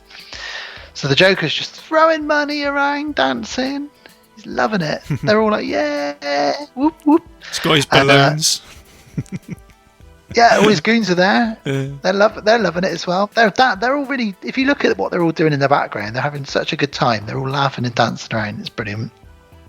Goons and balloons, RJ. That's what he's got. Yeah, that's it. he's taking my balloons. However, this is our first reveal of the Batwing. Oh, that is badass. I mean, dude. That's what I mean. When I was watching this last night, I just thought this really does ramp up, doesn't it? And it sounds awesome as well. The effects on the Batwing reminds me of, or the sound effects remind me of, like you remember Thunderbirds? Oh yeah. You like the Thunderbird 2 and Thunderbird 1. There was that kind of like a sort of jet engine sound effect that they used, and I thought it was like the same. Do you know what I mean? You really do feel like you're in that flying with him. It's just great. This was around about the same time that stealth bombers were kind of really in the news as well. Oh yeah, so it's kind of reminded me of that as well. Yeah, and everything in the Batmobile and the Batwing just feels like it really has been just cobbled together, because when you see him flicking switches, it all looks a bit rusty and a bit, like he's had to put it together himself. It's not shiny and new. No. When he pulls that goggles out so he can really hone in with the targeting, it's really shit looking, but it works. It works for him. He's put it together himself. Yeah, it's like it's gothic sort of steampunk thing, isn't it? It's kept really with is. the time and that. And it works so well. It's amazing. And this is where the Joker spots him up above him, and he says to the crowd, "I'm about to relieve you all of your ridiculous lives," or something like that. And he says, "But like my psychiatrist said, if you're going to go with a smile." And he starts releasing the gas. So Batman swoops down in the Batwing, and he starts collecting. He's got these little pincers at the front of it, and he collects all the balloons by the ropes and flies them up into the sky. Yeah, it's just it's like something he's put on the Batwing. When he was designing it, I'll put those on the front just in case I need to cut some balloons. Okay, yeah, right. It's also like they designed it ready because they knew that would work really well in a video game or something. You know what I mean? There's a level where you've got to go along and collect balloons or something. And then we get the bit coming up that you like down here, don't we? With the Batwing and the moon coming together. Oh my God. Goosebumps. So it's ridiculous, really, but I can remember as a kid, the first time I saw this. So the Batwing flies up, and after releasing the balloons, it flies up into the sky and stops just for a split second right in front of the moon, and it looks like the Batman logo, and it is Goosebump City for me when I see that. Yeah, I'm with you on that one, mate. Do you know what I mean? It's just fantastic. And then it just drops. It just goes. It starts flying back down, and he's heading towards the Joker, and he gets all his targeting locked in, missiles, lasers, machine guns. It starts blasting at the Joker, and the Joker pulls this ridiculously long gun out of his trousers. And he shoots back. He hits him. He hits Batman, and Batman crashes into the steps of the cathedral, smashes and catches fire. We think maybe he's dead. We're not sure. But Joker grabs Vicki Vale, and he radios his goons and says, "I need transportation at the top of the cathedral in 5 minutes." Then he looks up, sees how tall it is, and he says, "Better make that 10, actually." Of course, he's killed Bob by this point, RJ. We didn't mention Bob, just out of sheer anger. Bob got shot just because the Joker was so fuming. With what had happened, isn't it? Because he's like, Batman turned up, balloons have been cut. So he had to take it out on someone. Oh. Yeah. Poor old Bob. I was quite surprised. I actually forgot about that bit, actually, when I watched it. I forgot he died. Yeah, I didn't want Bob to die, but then it just adds to how evil the Joker is, really. Yeah, I suppose he had to go somewhere. I suppose it does add on that. There's a real Beetlejuice score now. Now, Danny Elfman scored Beetlejuice as well, I believe. And there's a real Beetlejuice score when they get to this cathedral, because it's a church, and it's like the end of Beetlejuice. So if you remember at the end of Beetlejuice, where Beetlejuice is trying to marry Winona Ryder, and you get that whole gothic, churchy cathedral moment, and the weird priest appears, and the organ music plays. And because this is a cathedral, and you get some weird gothic organ music start coming in, it really reminds me of Beetlejuice. And it's odd how the reflection is there with the church and the cathedral, just like Beetlejuice, and the same in this Batman as well. Yeah, it's really, really cool. Just a weird little moment there. So Joker drags Vicki Vale to the top of the roof, gets to the top, and he melts the with his acid flower. He melts the bell, so the giant bell falls down. That's what got me, that bit. Do you know what I mean? He's got this little flower, and then that bell that's been there for years with solid iron. It just disintegrated by this flower acid, and that's it. Boom, down it goes. You don't give a shit. No. And it smashes out loads of the stairs as well.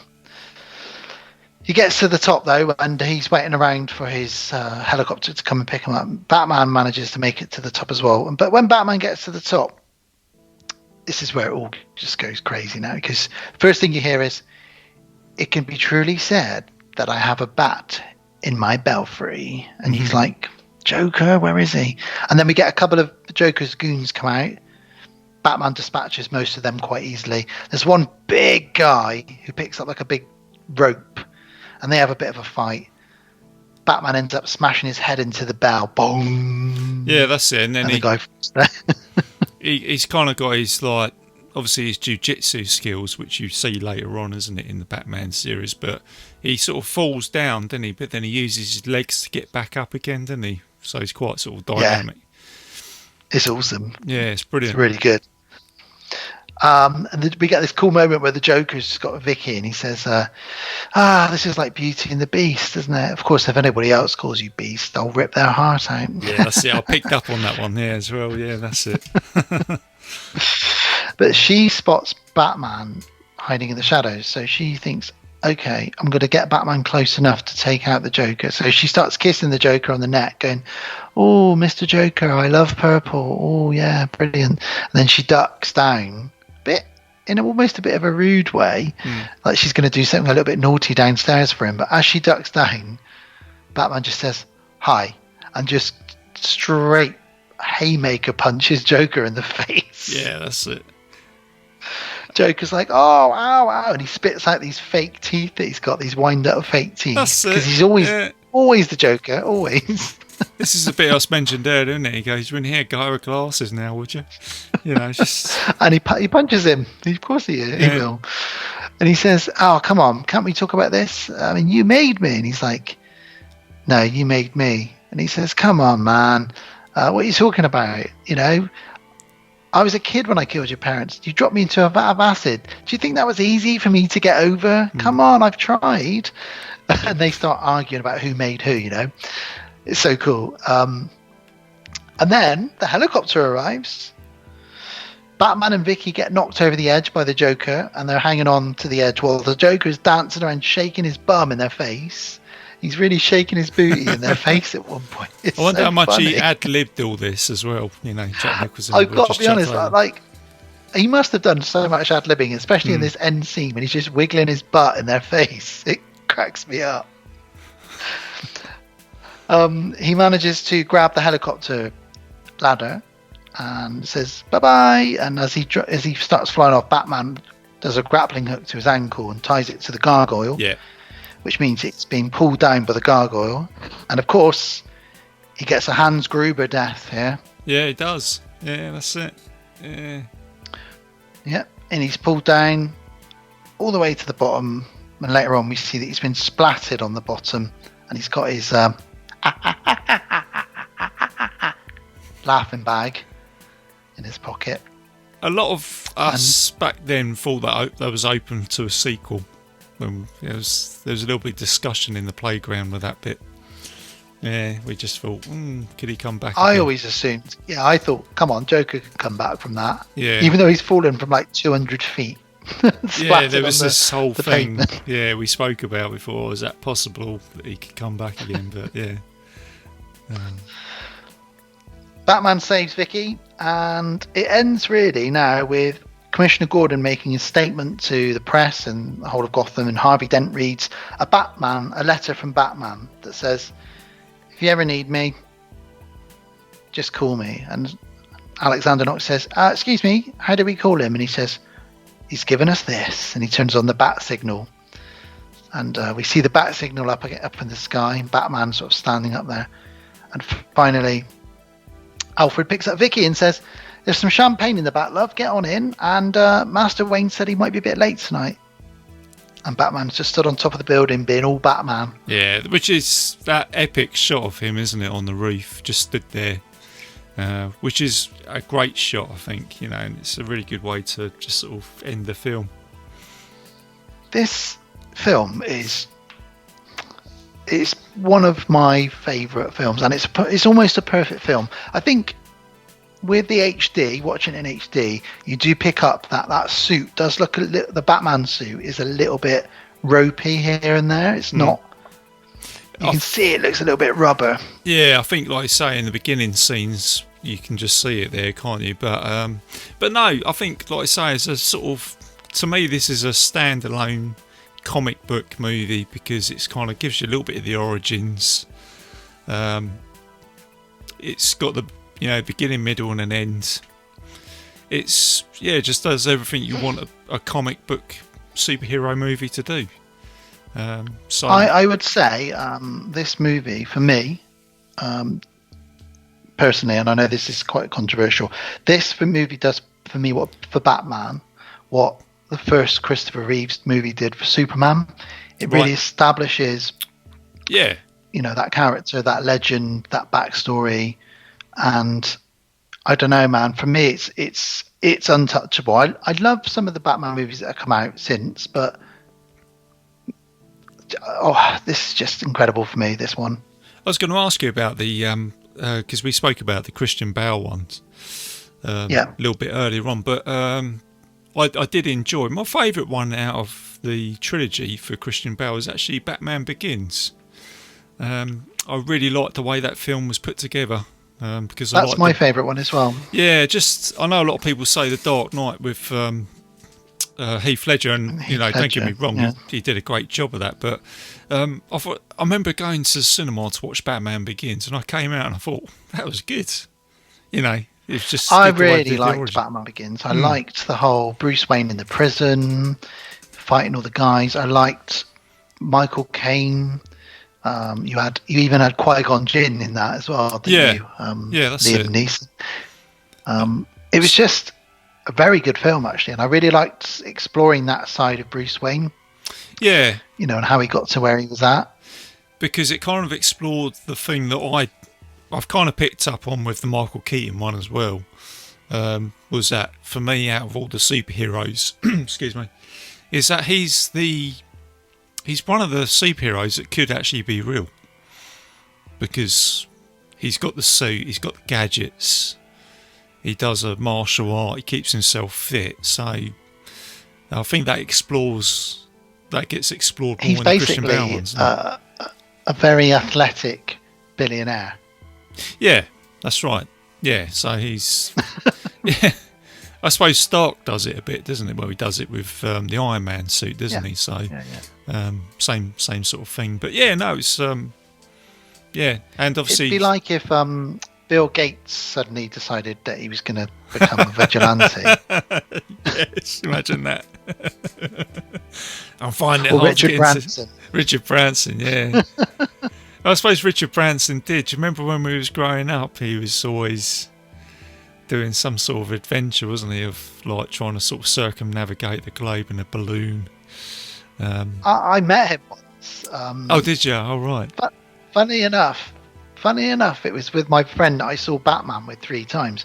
We were in a park in Bristol, and Richard Branson's balloon had landed in the park. Oh, right. And he was trying to get all the air out of it. So he got all the kids that were in the park, including me and my friend, to jump on this balloon and deflate all the air out of it so they could fold it up and put it back in its sort of storage. Right. And I didn't really know who he was because I was only 9 or 10. Yeah. But my friend's mum said to me, "Oh, that's Richard Branson. He's a very famous man. He owns Virgin Records." Yeah. And I was like, didn't know what that meant, but I always remember that moment, and I always remember meeting him with his big smile and his beard. And now I'm an older person, I think, Christ, it's weird that I met him in a park once. Which is one of those memories you remember as well, isn't it? Just because he's been known to parachute into events, isn't he, in a tuxedo? Bit of a Tony Stark, yeah. Yeah, because I remember he did it once where he parachuted down and he got caught in a building. And he's hanging from a building, in a tuxedo. I remember, it might have been in the 2000s, I remember opening up the paper and I thought, oh, bloody hell, there's Richard Branson in a tuxedo caught up in a tower somewhere. Oh, God. Oh, it's not God, good, not but I found James it. Yeah, that's it. I know. No, he's not really, no. I don't know. He might be. Maybe he's got his way that way with the ladies. I don't know. Maybe he has.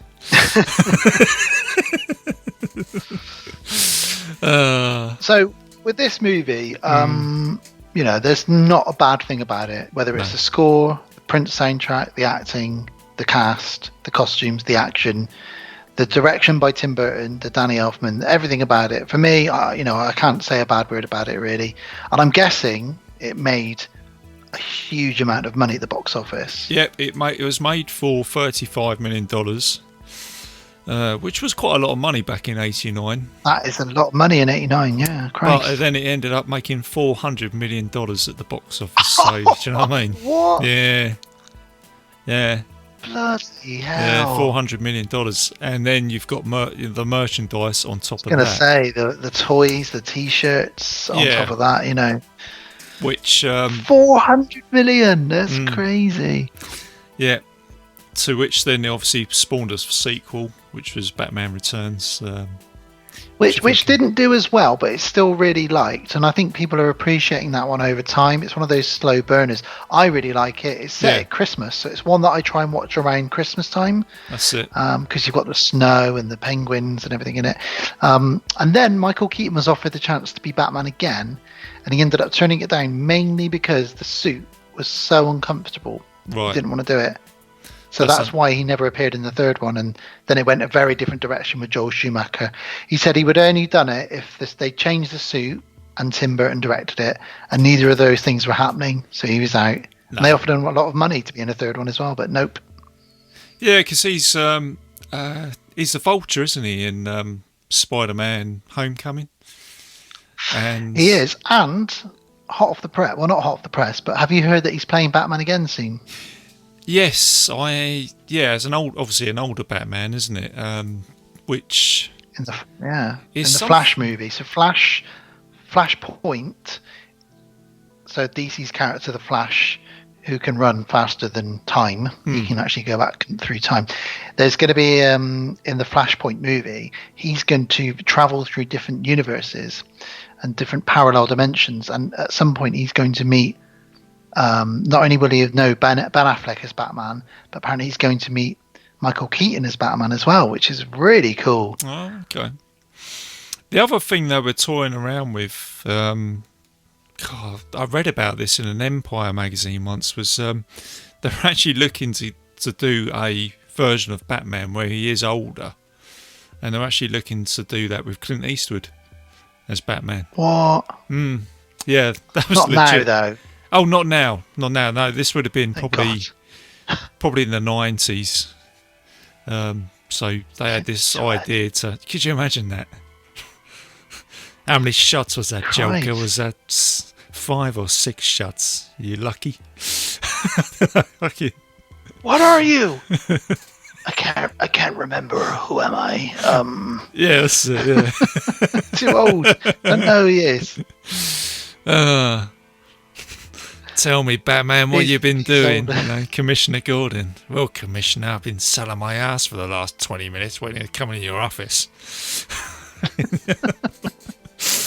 No, I definitely can't see Clint Eastwood as Batman. No, 100%. but it's just, I thought I'd throw that one in. There way. was something they were just toying around with, so I just thought, oh my God, wow. So, yeah. Another movie, this very quickly before we wrap up, another movie this one reminds me of a little bit is much darker and much more violent, but it's RoboCop. There is similarities with this and RoboCop. A guy who you can only see his chin and his mouth. Oh, yeah. You've got the chemical plants, you've got the big factories and the baddies. And in some ways, for me, Clarence Boddicker in the RoboCop movie is very much like a Joker character. He's very comical. He's got a load of goons that follow him around. There's a crime boss that he sort of gets orders from. There's a lot of similarities in RoboCop and Batman for me. Yeah, I know what you mean, because I've always know. thought Clarence Boddicker is kind of like your sort of psychotic history teacher. He's kind of like, yeah, do you know what I mean? Because he's got the glasses on. He just reminds me of a very educated psycho who shouldn't be as powerful as he is, but he is. Do you know what I mean? It's just, he's another interesting character for me, Clarence Boddicker. Yeah, it's just. Can you fly, Bobby? Can you fly, Bobby? Yes. Oh, God. Yeah, no, I do get what you mean. And the other one, you mentioned this on the other episode, Dan, is actually Darkman as well. Indeed. Yeah. Which. Yeah, that was another one around this time that I think I taped from the television a couple of years after Batman came out. But definitely my go-to. I discovered that comic books could be darker and more adult because of this film, Batman. The Ninja Turtles film, which although is, still Ninja Turtles, it's very dark and more adult.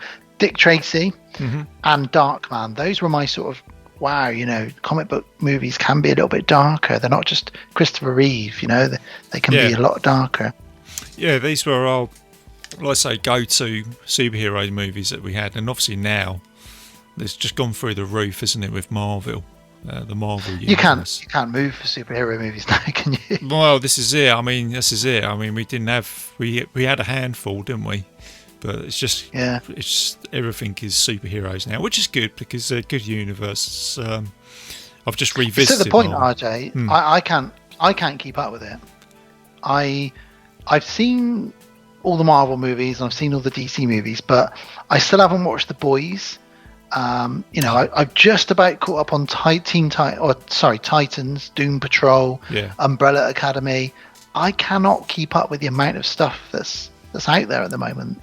No, I know what you mean. I've only watched season 1. I'm halfway through season 2 of The Boys, which is a very good take on the superhero genre. The one I'd really like to see, and I'm really surprised no one's done anything with it, is the 2000 AD.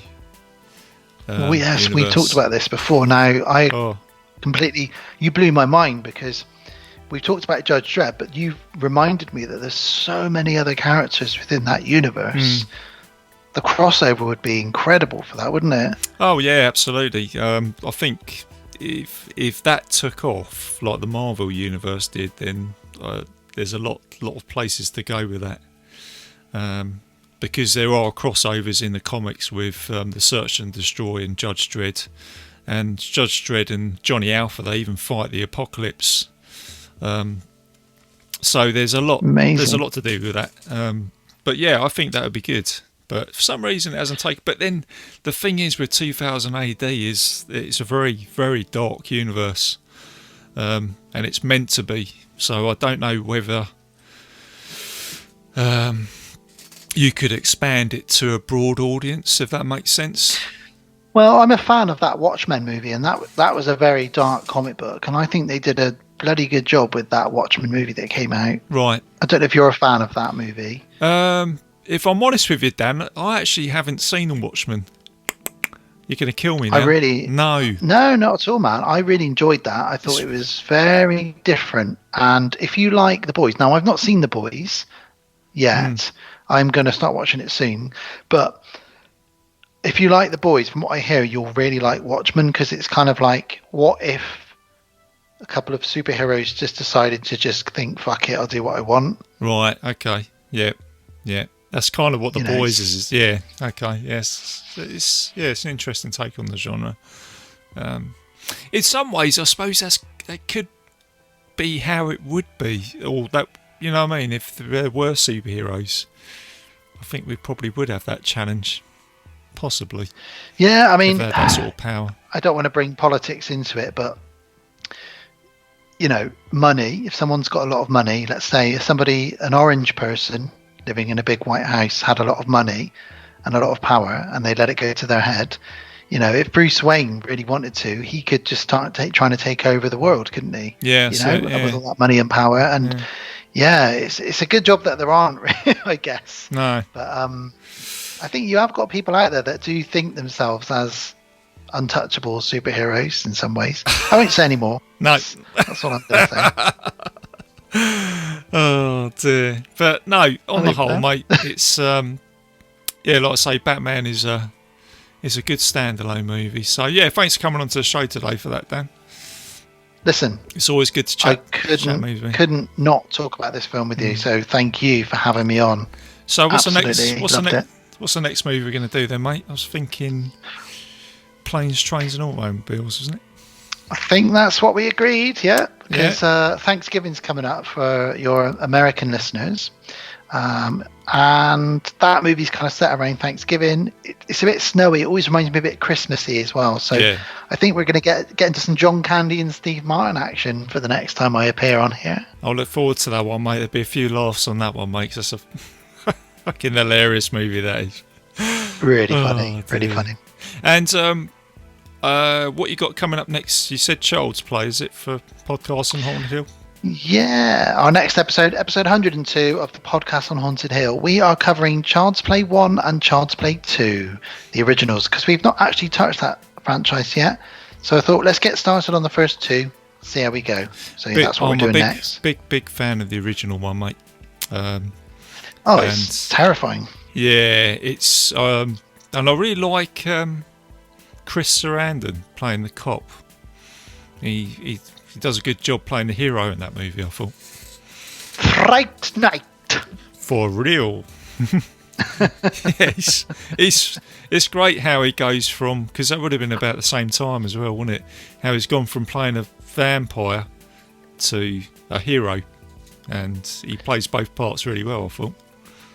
And then he turns up in The Princess Bride. Obviously, The Princess Bride as well, yeah. So he was having he was having a great run there, wasn't he, in that time? So brilliant little career run. No, brilliant. All right, Dan. Well, listen, mate. I look forward to that. So, all right, mate. Well, hope you enjoyed the episode, guys. As always, a little bit of admin. I'm a proud member of the Legion podcast, so please go and check out all the other shows, including Dan's show, the Podcast on Haunted Hill. I'm not on social media anymore, so I'm kind of like Batman, I'm just in the shadows. So You can't contact me, so. But I hope you enjoy the show. You can listen to it on iTunes, Spotify, and several other players on the internet. If you put in Bitesize Cinema podcast on Legion. So there you go, guys. Keep it bite-size, keep it safe, and I'll see. If you enjoyed this show, then make sure you check out the other great shows on the Legion Podcast Network, like Cinema Psyops, Cinema Beef, Devour the Podcast, Duncan and Bo Come Correct, Exploding Heads Horror Movie Podcast, Friday the 13th, Get Slayed, The Hellming Power Hour, Hello, This is the Doom Show, Hero Hero Ghost Show, Kill the Cast, Underwater Kaiju from Outer Space, Jerry Hates Action, Legion After Dark, Mental Health, Obsessive Cinema, Discourse, Pick Six Movies, the podcast by The Cemetery, the podcast on Haunted Hill, the Psychosemantic Podcast, Rick Radio, House of Wax, Dude Looks Like the 80s, Rabbit and Red Radio, the Shadecast, Short Bus Cinema, 2 Drink Minimum Commentaries, the VD Clinic, Who Will Survive Horror Podcast, and Witch vs. the Doomsday Clock. With such a wide spread of shows, there is guaranteed to be a niche for you to fall in love with. Horror, politics, movies, books, sex, music, commentaries, health, video games, kaiju, action, news, comedy, and opinions that would most likely get you killed in some parts of the world. We are proud to bring you some of the best podcasting in the world. Check us out at www.legionpodcast.com, iTunes, Spotify, Stitcher, YouTube, and any other dark corner of the internet where podcasts can be found.